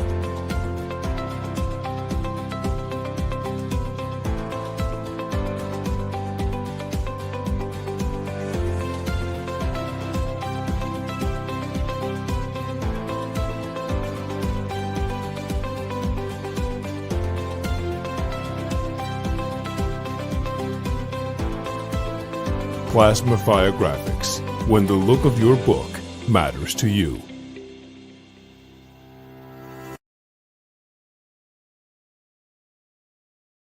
Now, since you have seen the graphics that he has done for others, why don't you give him a call at, well, not really a call, but go out to Plasma Fire Graphics, hit him up there, ask him for his rates. He is very affordable, and you will not be sorry.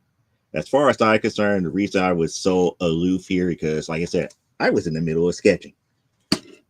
That's something that I do here when I get to a certain mood here. But as I said, this Saturday's coming up. There will be From the Desk of a Small Press Publisher.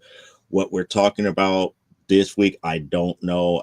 We might do more questions later on on that night, but I'm still thinking about some of the things that I just watched not too long ago. One is dealing with, I just really don't get modern speculators now, and all of these so quote unquote controversies that are coming up. Now there's supposedly a controversy about Absolute Batman #1.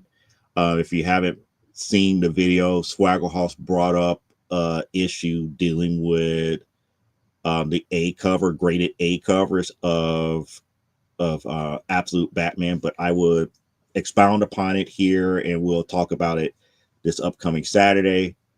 Until then, this has been me and the rest of the game for Comic Book Spectrum. As our founder used to say here, I paraphrase it a little bit. I don't care if you wash your hands, but never, I do mean never, apologize for being awesome. I'll catch you here next week, right here, same time, same YouTube channel for another episode of Comic Book Spectrum. Have a good evening. Bye.